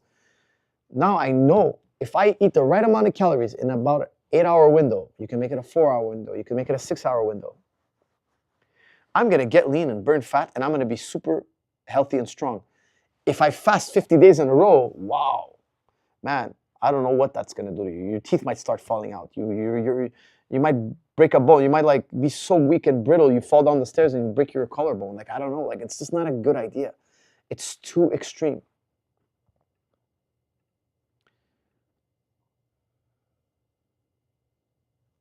Does Islam have any reincarnation element like Buddhism? That's from Herschel. No, I would say no. Okay, but there's a lot of parallels between Buddhism and Islam, actually, a lot, but not reincarnation. So we have resurrection. We believe that you'll live again. But here's the thing, when you're going to live again, you're not going to be the same. Like, for instance, think about it. Think about this, okay? The 5-year-old you doesn't exist anymore. The atoms in your body when you were 5 years old have been dispersed. You don't have one atom in your body left. So let's say me, I'm 45. 40 years ago, I had a certain set of atoms in my body. All those atoms have been replaced by new atoms. So I don't have any material substance of when I was 5 years old. I'm a completely different set of atoms. But yet, there's continuity. I'm still the same person. Everything's changed about me. Almost everything's changed about me. I have different likes, I have different dislikes, I have different attitude, I have different demeanor. So much has changed about me. Yet, there's a continuity. So for us, you're going to die, you're going to be reborn. There's going to be a continuity. You're not the same exactly, but yes, you are the same still. There's a continuity. So you're the same person. The essence is the same, but your body, everything else is going to be completely different. And even your outlook, etc. You won't have an urge to sin, etc. So you're going to have evolved to something different. Okay, like when I was a teenager, I'm totally different. Again, all the atoms have been changed. My demeanor, my likes, my dislikes, so much has changed. One day I'm going to be an old man. So much is going to be different about me. Yet there's a continuity.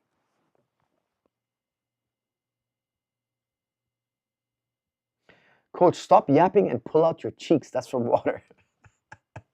That would be the very expensive OnlyFans page. Very expensive. Too expensive for your water. You don't have the funds, my friend. Free Palestine from Israel, you fool. That's from water. Okay. Okay, modern shorts, we got to put you in a timeout for your ignorance. I'm going to put you in a 30-minute timeout. Try to play nice in the future, okay?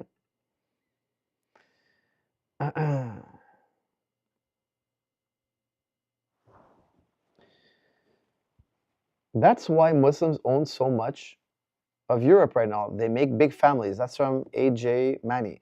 Well, don't forget, AJ, Europe, the colonialists displaced the Arabs. They stole Arab resources. They destroyed the Arabs. Don't forget, the Arabs used to not want to go to Europe. Why do you think the Arabs go to Europe? Well, because of colonialism. People don't know that. Like, I heard Jordan Peterson just yapping online, talk about against Islam. First, he was really nice with Islam. He was making common grounds with us. And now all of a sudden, he's with Daily Wire. Islam's the new enemy and Tommy Robbins is his new buddy. Like, he's bought and paid for.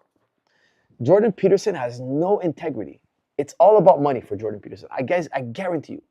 He's a worm. He's a slime. He's a snake. He's a dog. He's a filthy animal. He really is. Honestly, it's disgusting how he changed. He was dialoguing with the Muslim world. We were like getting on the same page. We were making like, we're developing a relationship with him and everything was good. And then he does a 180. Why? He landed a contract with the Daily Wire. Like his tone flipped, man. Like you flip a switch. It's incredible how much money can entice people. And he masquerades around like a Christian. Oh, he says I'm a Christian. I don't believe he's Christian. Me personally, I think in his heart of hearts, he's just using Christianity to get the bankroll. He's appealing to a crowd. They asked him, do you believe in God? And he's like, what do you mean by believe? What do you mean by God? It's like, dude, man, if you're a Christian, say, yes, I believe in God. They asked him, did Jesus die for your sins once in the debate? He's like, he didn't know how to answer. It's like, dude, you're not a Christian. That's the whole premise of Christianity. That's the whole premise. Like, you're masquerading around as a Christian, but no Christian's going to tell you, oh yeah, Jesus didn't die for my sins. That's the whole core belief. Anyways, he was going on a spiel about, 40 out of the 50 Muslim countries in the world are hellholes, he says. Man, he's not a historian. Like, he doesn't even know the basics of history. Let me rewind a little bit, okay, in history. Baghdad was the #1 university in the world. You know Baghdad, the one you see on the news all the time, that's like ruined. America came and destroyed it, and there's rubble. There's nothing but rubble and ISIS and like all the... And I don't know if you guys saw, but Assange just leaked that ISIS was put together by Western forces to destabilize the country. Like, there's leaks coming out, but that's besides the point. Let's talk about that another time. That place, Baghdad, used to be the hottest, best place in the world to live.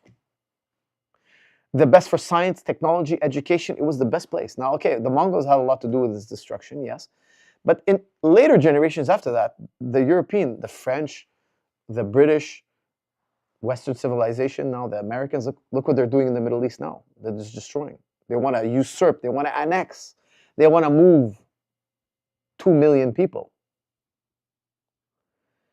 And just kick them out of the homeland where their fathers for thousands of years have lived. They were born on that land. Anyways, he forgets that colonialism destroyed the Arab world. Like, did you just skip? Did you skip all that? They took our resources. They took away our education system. Don't forget, when Arab countries were colonized, the schooling systems were reformed. Not to have science and technology. People don't know this, but colonialist powers reformed the schooling system. You can have your religion, but just be religious. Don't study science, math, history. So the Arab world wrongfully started to discourage it, and they capitulated to colonialism, because before colonialism, the Muslim world was not a hellhole as he described it. That was later. That came much later. And let me tell you something. There was a time where Europe was a hellhole, but it has nothing to do with... I wouldn't blame it on Christianity. Christianity went through a very dark period that can only be described as far worse than what Islam is going through. Far worse. What Christianity went through is literally called the Dark Ages. Literally was called the Dark Ages. He whitewashes history. It's disgusting. It's gross. Like, he's not a historian. I'm not saying the Arabs were perfect at all. No, they did a lot of bad things as well, but nothing compared to his beloved Western civilization. Like, the bloodiest civilization in history. The bloodiest nation in history. So, I mean, look, forced conversions and massacres and Holocaust, that came all from Christian West. It never existed in Islam.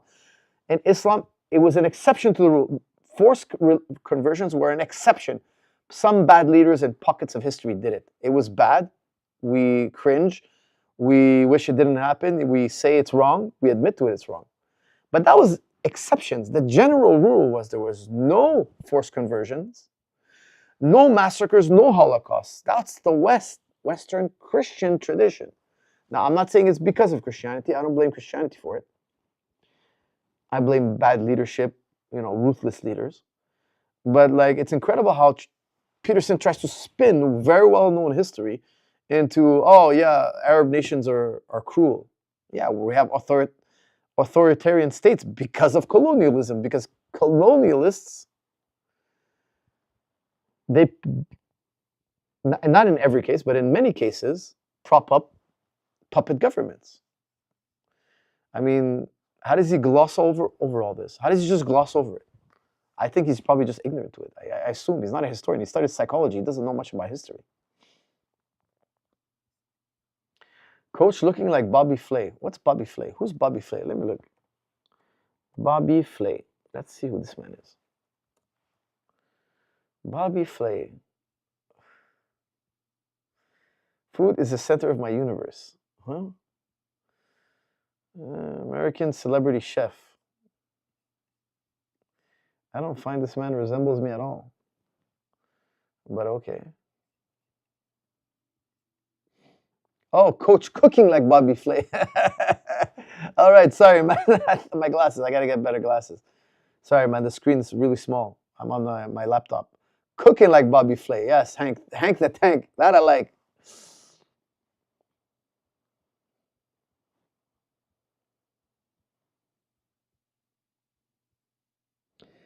How do you feel about the idea of men being drawn through testosterone to polygamy?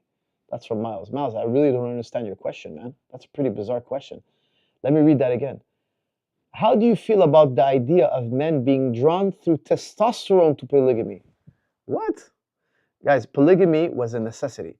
If our forefathers, by the way, your forefathers were polygamists just like mine, by the way.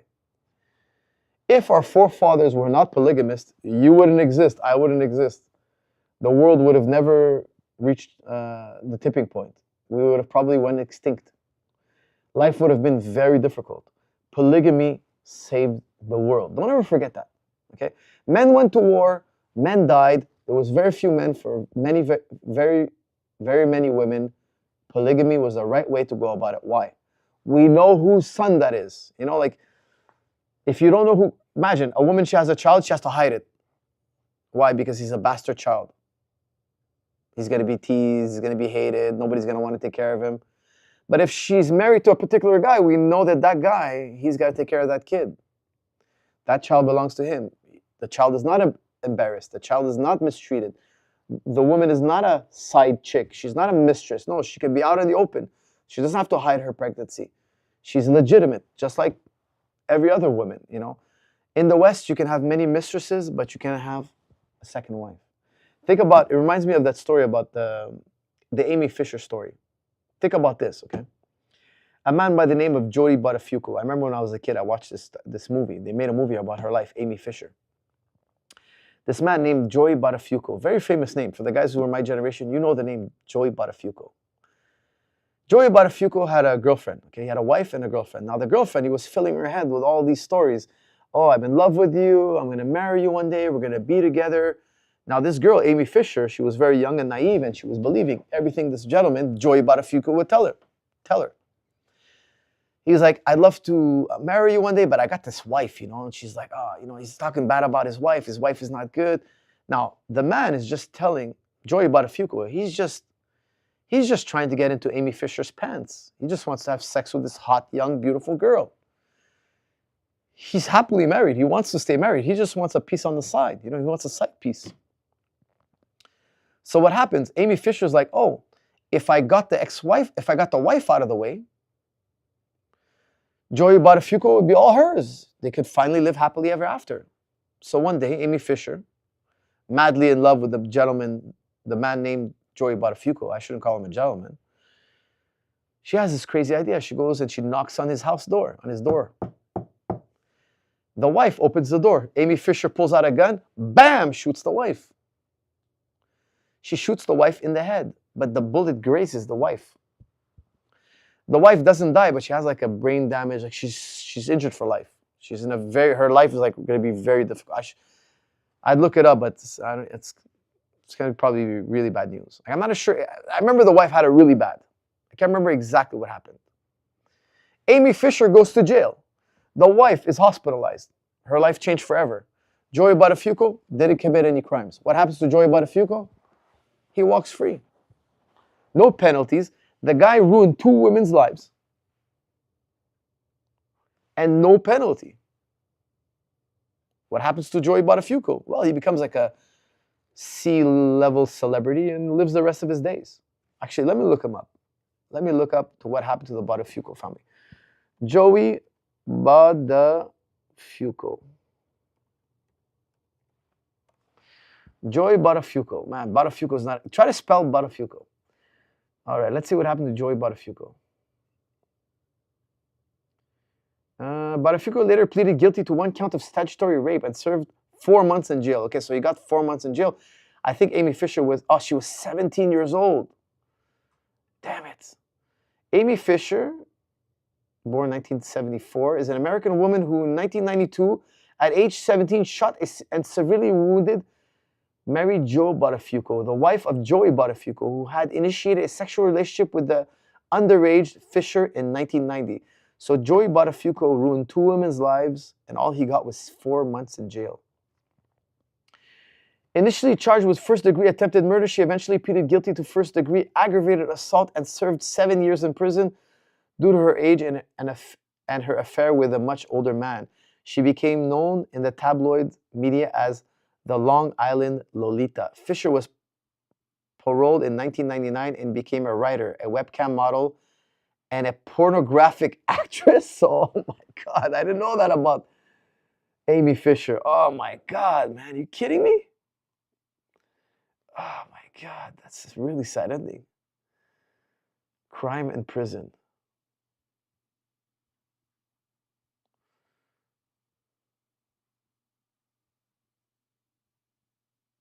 Oh my God, this is crazy. Hold on, first degree assault. What happened to Mary J? Let's see, the wife of Joey Buttafuoco. Buttafuoco met her husband Joey while studying in high school. After graduation, she worked at a bank near Huntington. Okay, shooting. On May 19, 1992, Buttafuoco was shot in the face by 17-year-old Amy Fisher, who at the time was having an affair with Joey Buttafuoco, with Buttafuoco's then husband Joey. Fisher had come to the Buttafuoco's house to confront Buttafuoco's about Joey, with whom she had been having an affair since July 1991. After Fisher brought her vehicle to Buttafuoco's auto body shop in Baldwin, Nassau County, New York. When Buttafuoco answered the door, Fisher, posing as her own fictitious sister Anne-Marie, offered as proof of the affair a t-shirt that Joey had given her with the logo of his auto body shop on it. This confrontation escalated when Buttafuoco demanded that Fisher leave. She turned to go into the house and called Joey when Fisher shot her in the face with a .25 caliber semi-automatic pistol. Once Buttafuoco regained consciousness, she identified Fisher as her assailant from the t-shirt Fisher had shown her before the shooting. Buttafuoco was left deafened in one ear and her face partially paralyzed. Oh my God. That is insane. So anyways, guys, Joey Buttafuoco, he only did 4 months in jail for statutory rape because he was having sex with a minor. And yeah, you know, in the West, it's very typical to have a girl inside.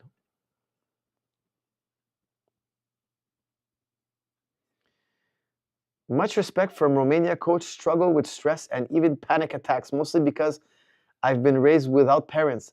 How can I overcome it? That's from Dan. Well, Dan, I'm really sorry to hear that, my man. But I will tell you, look, a really good way is to train in martial arts. A lot of people who go into martial arts have difficult lives, okay, so to speak.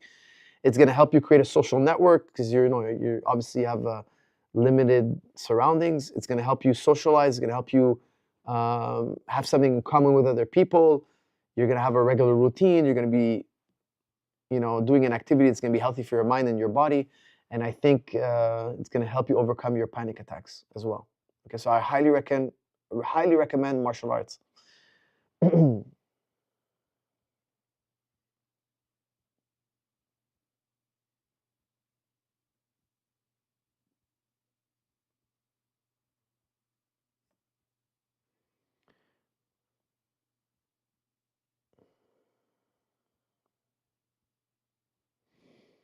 I already dealt with the greasing accusation, guys. Please rewind. I'm not gonna do it again. Just rewind this episode. It's I went into a long spiel about it.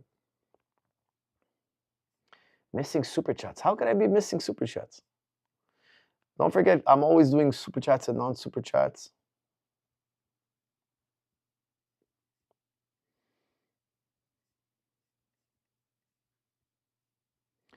First university in the world is in Fes, Morocco, my hometown. Scholars traveled the world to get there.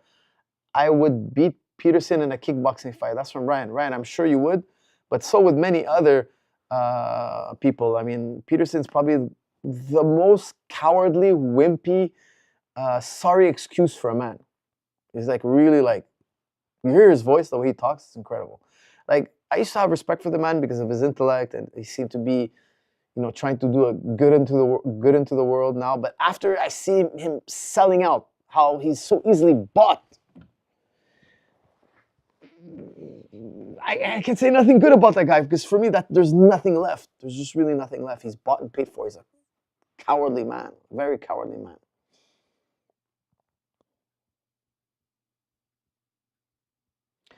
Hey coach, advice for making my students as sharp as possible for sparring. We are a small gym in a small village in northern Norway, so everyone spar with everyone, no matter age, weight, or sex, etc. That's from Fraud. Like, I think you can do a lot of situational sparring. So like one guy's sparring with hands down, a particular guard, and the other guys are sparring hands up. I like to do that a lot. Or I can be like, okay, you're allowed to just jab. Or I could be like, okay, now you're allowed to just do body shots. Things to spice it up, to make it fun, to make it more goal-oriented instead of competitive, because you're sparring with the same people all the time, it can get very stale.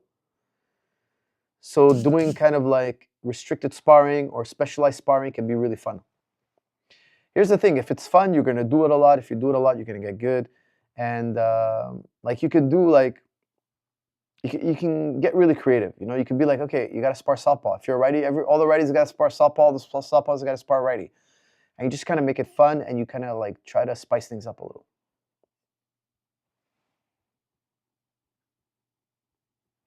Do you think any of the Jordan Peterson points in the 12 rules for life have any validity? That's from Denmark. Yeah, of course.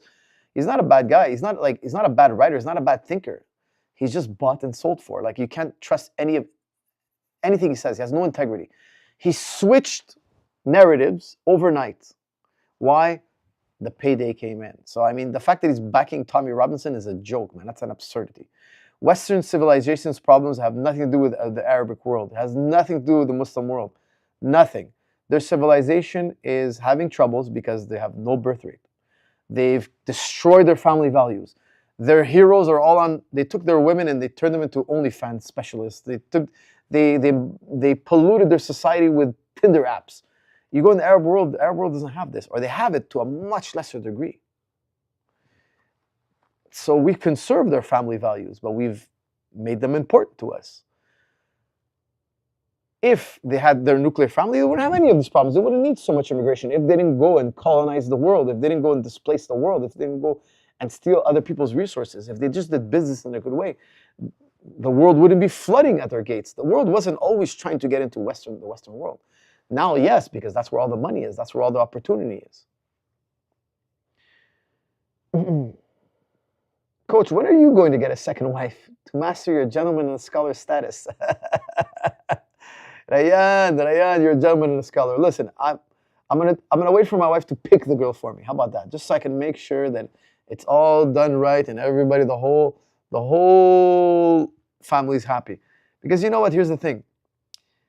In this country, it would be very frowned upon. People would look down on you. People would criticize you, and I think it could be very stressful for the family and group. But personally, I would do it. I wouldn't have no. Because here's the thing: men in the West don't want to marry the woman. Think about it. They want to date her. They want to live with her for 5 years. They want to do anything but put a ring on her. But a guy like me, no, I'll marry her. I'll make her my wife. You're offering her a girlfriend status. I'm offering her a wife status. Which one do you think is better? Let me tell you something.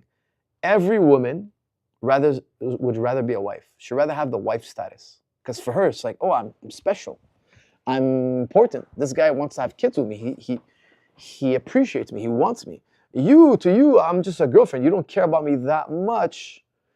And if you find somebody better, you're just gonna dump me and leave me. That's why you're not putting a ring on it. You don't trust me. You don't this or that. You don't think I. Me, as a Muslim, I'll marry the girl. Think about it. That's why, like, if you see, a lot of women convert to Islam, actually at a faster rate than men. What does Islam offer them? Well, of course, belief in one God, which is very simple and a very natural internal type of belief. But also, the men want to marry you.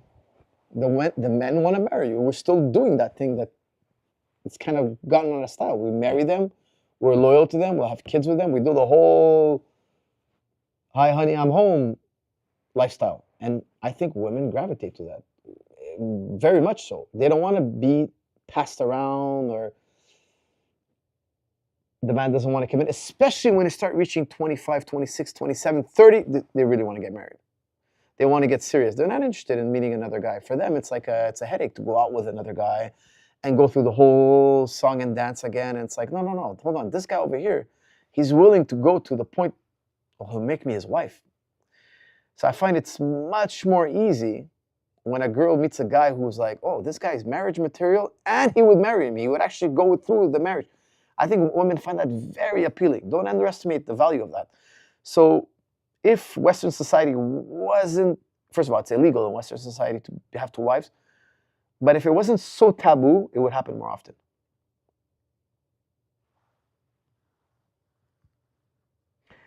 Jordan's daughter slept with many Arab men and he's traumatized by it. That's from Charles Biddle. Well, I don't know if that's true. I wouldn't say that. It's not a polite thing to say, but I have no idea. I think I assume now, after reading it, I assume you're trolling.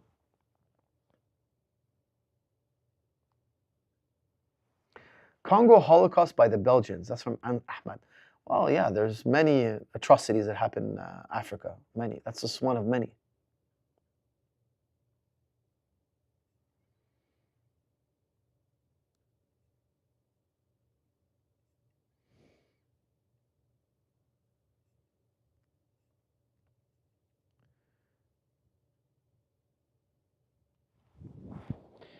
Salam, coach. It's about 9:30 in the morning here in South Africa. It's nice to catch you live again. Usually I miss your live stream as they are too late these days as opposed to a couple of years ago. That's from the Resistance Witness, my man, from South Africa. All right, man. We got a worldwide audience. Well, the Resistance Witness, I'm happy you catch this live stream. I'm in California, so I'm in a different time zone, so I'm glad I was able to have you on.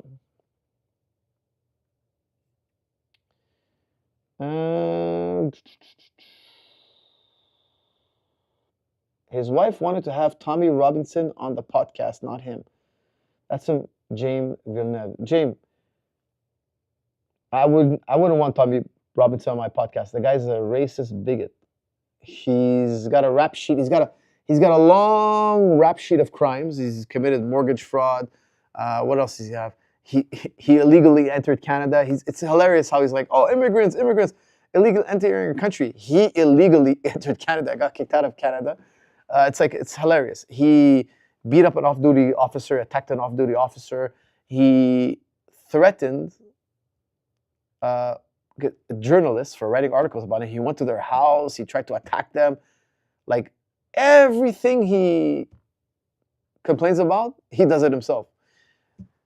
He was just found in contempt. He accused some Somalian boy of doing something bad. It wasn't true. They disproved it. They beat him in court. Then he kept repeating it. And now they put him back in jail for another 10 months. Like, the guy is just a real shit starter. But he makes a lot of money. People send him donations. He makes millions. Why? Because people love the voice of hate. There's a lot of racism in Europe. There's a lot of racism. If you haven't been in... Anybody who's been to Europe, you know exactly what I'm talking about. There's a lot of racism.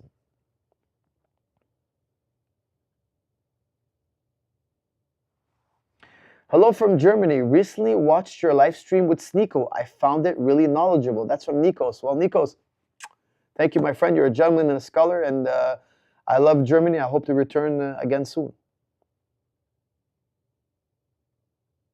Salam, coach from Switzerland. Nice sweatshirt. Bertolo, that's from Antoine. Yes, my friend. I trained with Bertolos recently. I was at the Tenore training facility. My new friend Pat Tenore gave me this sweater. I appreciate it, guys. I love this clothing brand. They gave me a bunch of clothes. I really appreciate them. And they're hosting our training here while we're in California. Coach, what's your thoughts on the future of AI? That's from Jamil. Well, I think we're cooked. I think AI is going to take over. Like, it's going to control our lives. We're going to forget how to do things because we're going to rely so much on AI. We're going to get so lazy. AI is going to fix our cars. It's going to operate our planes. It's going to do air traffic control. It's going to time our trains. It's going to cook our foods. It's going to do everything. And then one day it's going to turn on us. Why? Why do I say that? Because you have algorithms designing algorithms. So when you're at the 100th generation, the guy who started the first algorithm he can't even predict what these algorithms are going to look like 100 generations from now. So he has no idea, and you cannot give perfect instructions or perfect training to an AI. An AI will do, it kind of has a mind of its own. Like if you saw it recently with Israel released an AI, like a bot to go and like chat online, and like anybody who says anything on Palestine, it will quickly reply or whatnot. And all these bots, and the AI turned against Israel, started saying it's an apartheid state. It's like, it started agreeing with the Palestinian point of view. It completely backfired. They lost control of AI. Well, guys, it's inevitable because you're asking the machine to think on its own. You're giving it instructions, but the instructions are not black and white. They're gray. They could be interpreted in various ways. An AI is only as good as you train it. But here's the thing, then you're using AI to train other AIs. So you're compounding the effect. The consequences are unforeseeable. But here's the thing, if let's say we don't use AI, our competitors will use AI. So Russia's going to use AI, the mob is going to use AI, the Arabs are going to use AI, the Asians are going to use AI, the Hindus are going to have AI. So if you're like, hey, no, let's not do AI, it's not good, you'd have to get everybody to agree. But there's always going to be a market for people who want to use AI to get ahead. If it's the mob, if it's whatever group, you're never going to get the whole world to agree to take away this advantage. There's always somebody who's going to be secretly developing a new way, a new project, a new way to do AI that's more advanced, etc. We're cooked. Imagine an airline who has AI and an airline that doesn't have AI. The airline that has AI is going to cut costs. The flight's going to be $20, $30, maybe $100. The airline company who doesn't use AI, their ticket's $1,300. It's like, wait, why is it so expensive? Well, they need to hire all these people, to make all these decisions. It's like, oh, but AI does it here. We cut all those costs. AI doesn't demand a salary. AI is actually more efficient. AI is going to tell the airline company, hey, I could save you $100 million in fuel just by redirecting the plane, how high it should fly, how timing, like it's going to find all sorts of ways to cut costs, unimaginable ways, because it can compute information way faster than any human being. So all the airlines are going to want to use AI. And that's true for every industry. One day you won't need jiu-jitsu instructors. It's going to be some AI machine. Because the AI is going to watch every roll you do. There's going to be cameras in the gym. It's going to watch every roll. It's going to be like, hey, for this guy, he needs to learn this. This move, this lesson will get him a 33.8% better return than if he did all these other lessons. It's going to pinpoint your difficulty. It's going to do the same thing for your car, mechanics, food, etc. AI is going to take over. And then man is going to become so lazy. We won't even remember how we built AI. And now why do I say this? Why did I say it with so much confidence? That's what happened in civilizations in the past. When the Christian Europeans were asked who built those aqueducts, they didn't even know. They were asking, who built that aqueduct? They used to get fresh water from the hills. Your great-great-grandfather built those aqueducts. You just forgot how because you guys lost your edge on engineering. The Romans lost the art of engineering. It became a lost art. They used to know how to build aqueducts, then they can no longer build aqueducts again. They forgot. It was a lost technology. Other civilizations picked it up, but the Romans themselves lost it. They didn't even know who built it. We're like, wait, it's not that far away. It's just a few generations ago. They were building it. They were your forefathers. What happened? Well, wars, etc. So instead of one engineer teaching another, there was a break in the chain. The break in the chain, you lost the art. There will be a massive break in the chain. Why? Because we're going to get lazy. Because AI is going to do things so much better than us. Love from Egypt, Coach. Ziad, love to you right back. Okay, guys, no more super chats because I'm going to be wrapping up. We've been going an hour and 55 minutes, my friends.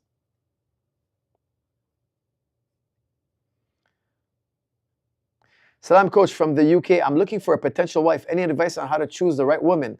That's from NV. I will tell you, make sure she's physically attractive. It's very important. You have to be physically attracted to her. And she has a good adab, a good, how do we say adab? How do you say it? Like good manners. She has good manners. She's polite, she's friendly, she's respectful. She treats your mother like she's her mother. She has a good adab. She's polite, she's kind, she's generous. She has a good demeanor. She's a polite, humble woman. This, you can't go wrong. Believe me, these things are going to become very important down the line. Okay.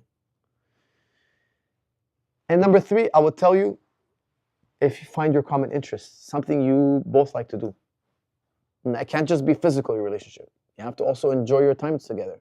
So just to recap, she should be attractive. She should have a very good behavior. How should I say behavior? How do you say adab? Like, it's kind of hard to translate. She has to have a type of humility. She has to have, how do you say it? Like, how would you describe adab? Hold on, let me see.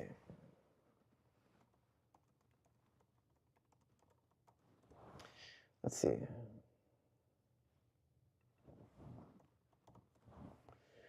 Let's see. Good manners, proper etiquette, and decorum. Essentially referring to a set of refined behaviors and respect in Islamic culture. It encompasses courtesy. It encompasses courtesy, decency, and appropriate conduct in various situations. That's the way. That's what I was looking for. She's courteous. She's decent. Appropriate conduct in various situations. There's just no exact word in English. Okay, she has to have beauty, adab, common interest.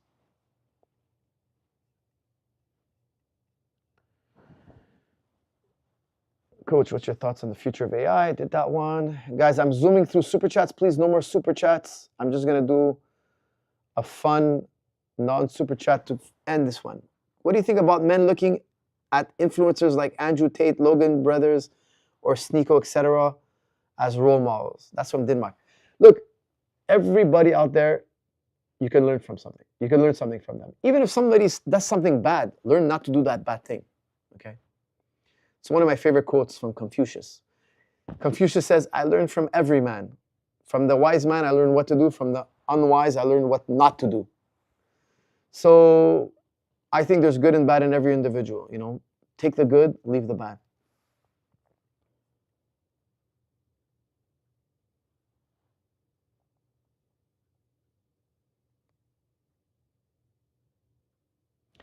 Purity, sincerity, modesty, honesty, and the things they describe Roman with. Samina. MashaAllah.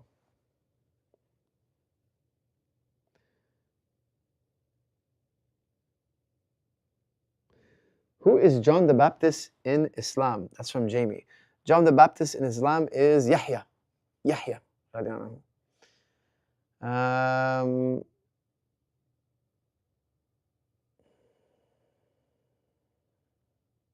Did you hear about the Israeli man who shot 2 other Israeli men because he thought they were Palestinians? That's from Hollow Eclipse. Yes, I did hear that. Guys, we're going to end on this one because this one is a ridiculous story. An Israeli guy shot a Jewish man shot 2 Israelis. And then the men who were shot were saying it's anti-Semitism. And the man who shot them says, look, they were being anti-Semitic. So the 2 Jewish parties were accusing each other of anti-Semitism, which makes your mind kind of like, but it's inevitable because when you have this blind hatred, when you have this blind talking point, it's just blind. Everything's anti-Semitism. If I kick a puppy and you complain about it, it's anti-Semitism. Like, you can't abuse the word because anti-Semitism exists. I'm not saying it doesn't exist. It does exist. And I'm against anti-Semitism. I don't think we should be anti-Semitic. By the way, guys, I am Semitic. Okay, now I know that's a whole other can of worms and we could discuss it, but I'm more Semitic than these individuals. Let me tell you something. Guys, let me just say something. I'm more Semitic than Netanyahu. Netanyahu thinks he's a Semitic. I'm more Jewish than Netanyahu. Okay, Netanyahu is not as Jewish as I am. Like, I'm more Jewish and I'm more Semitic than him, genetically and in terms of culture and religion. Okay, so these guys are secularists. They don't really believe in the Torah. I believe in the Torah more than him. Okay, of course now I also believe in Jesus alayhi salam and the Prophet alayhi salam, but I'm more believing than him. I'm more genetically Semitic than him. Every which way you look at it, I'm Semitic more than him. In culture, in belief, in genetics. In Israel, you're not allowed DNA test. Why? Because you're going to find out that these people don't originate from here. Me, you want to take my blood and test me? Please do. Please, I'll give blood any day of the week. I will do a genetics test any day of the week. You want to quiz me on the Torah? I'll do a test any day of the week. I'm more Jewish than him. I'm more Semitic than him. Yet they say I'm anti-Semitic or he's anti-Semitic. No, guys, it's an insanity. Now it's reached a boiling point where they're killing each other, and they say, "Oh, I killed him because he was being anti-Semitic." The guy's Jewish. The guy's Israeli. You're shooting an Israeli. How is it not in your head? Okay, I know. I understand.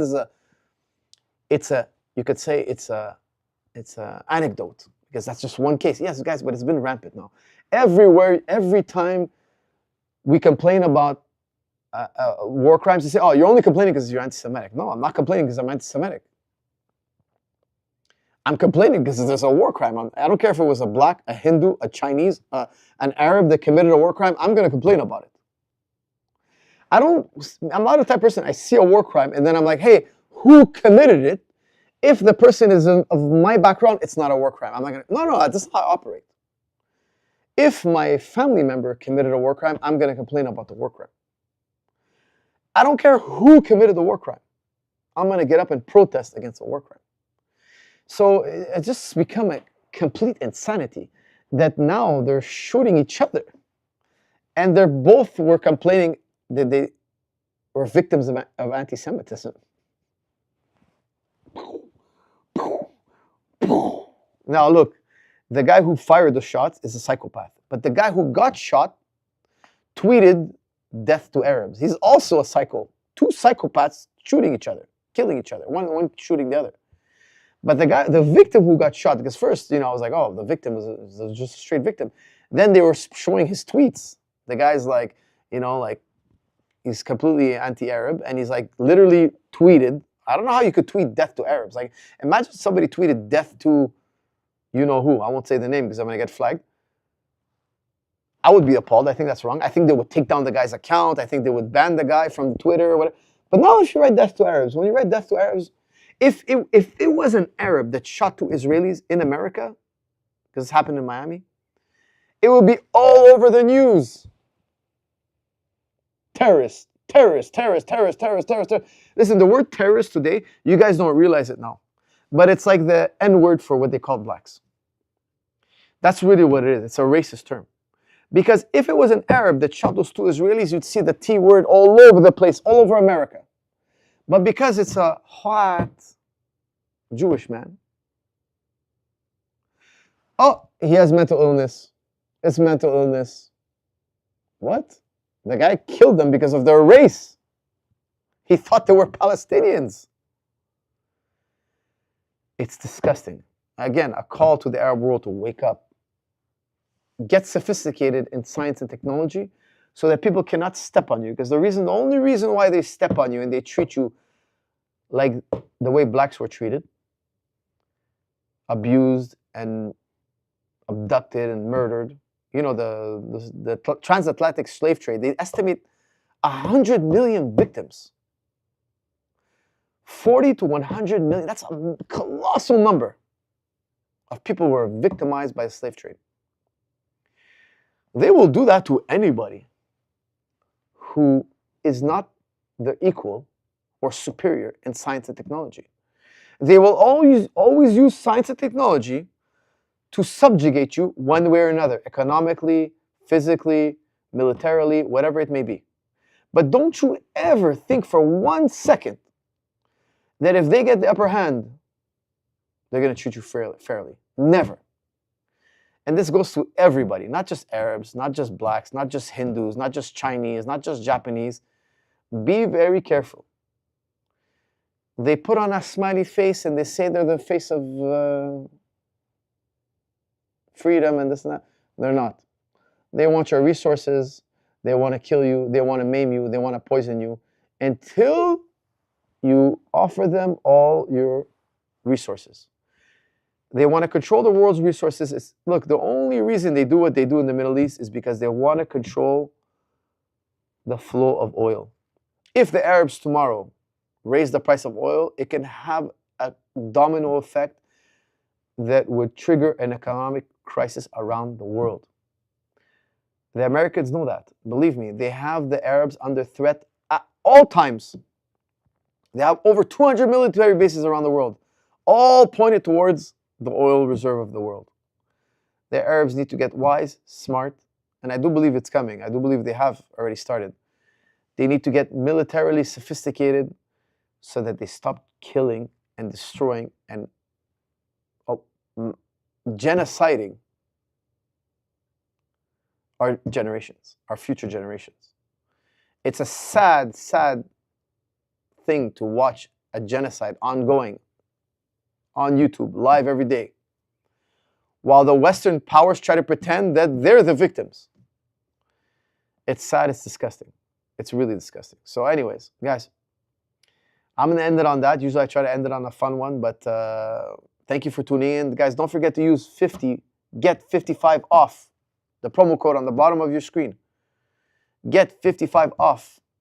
The promo code on Juji Club. Get 55% off absolutely everything. I just released professional shadow boxing lessons. Check it out. It is a game changer. Thank you all for tuning in, and I'll see you all in the next episode.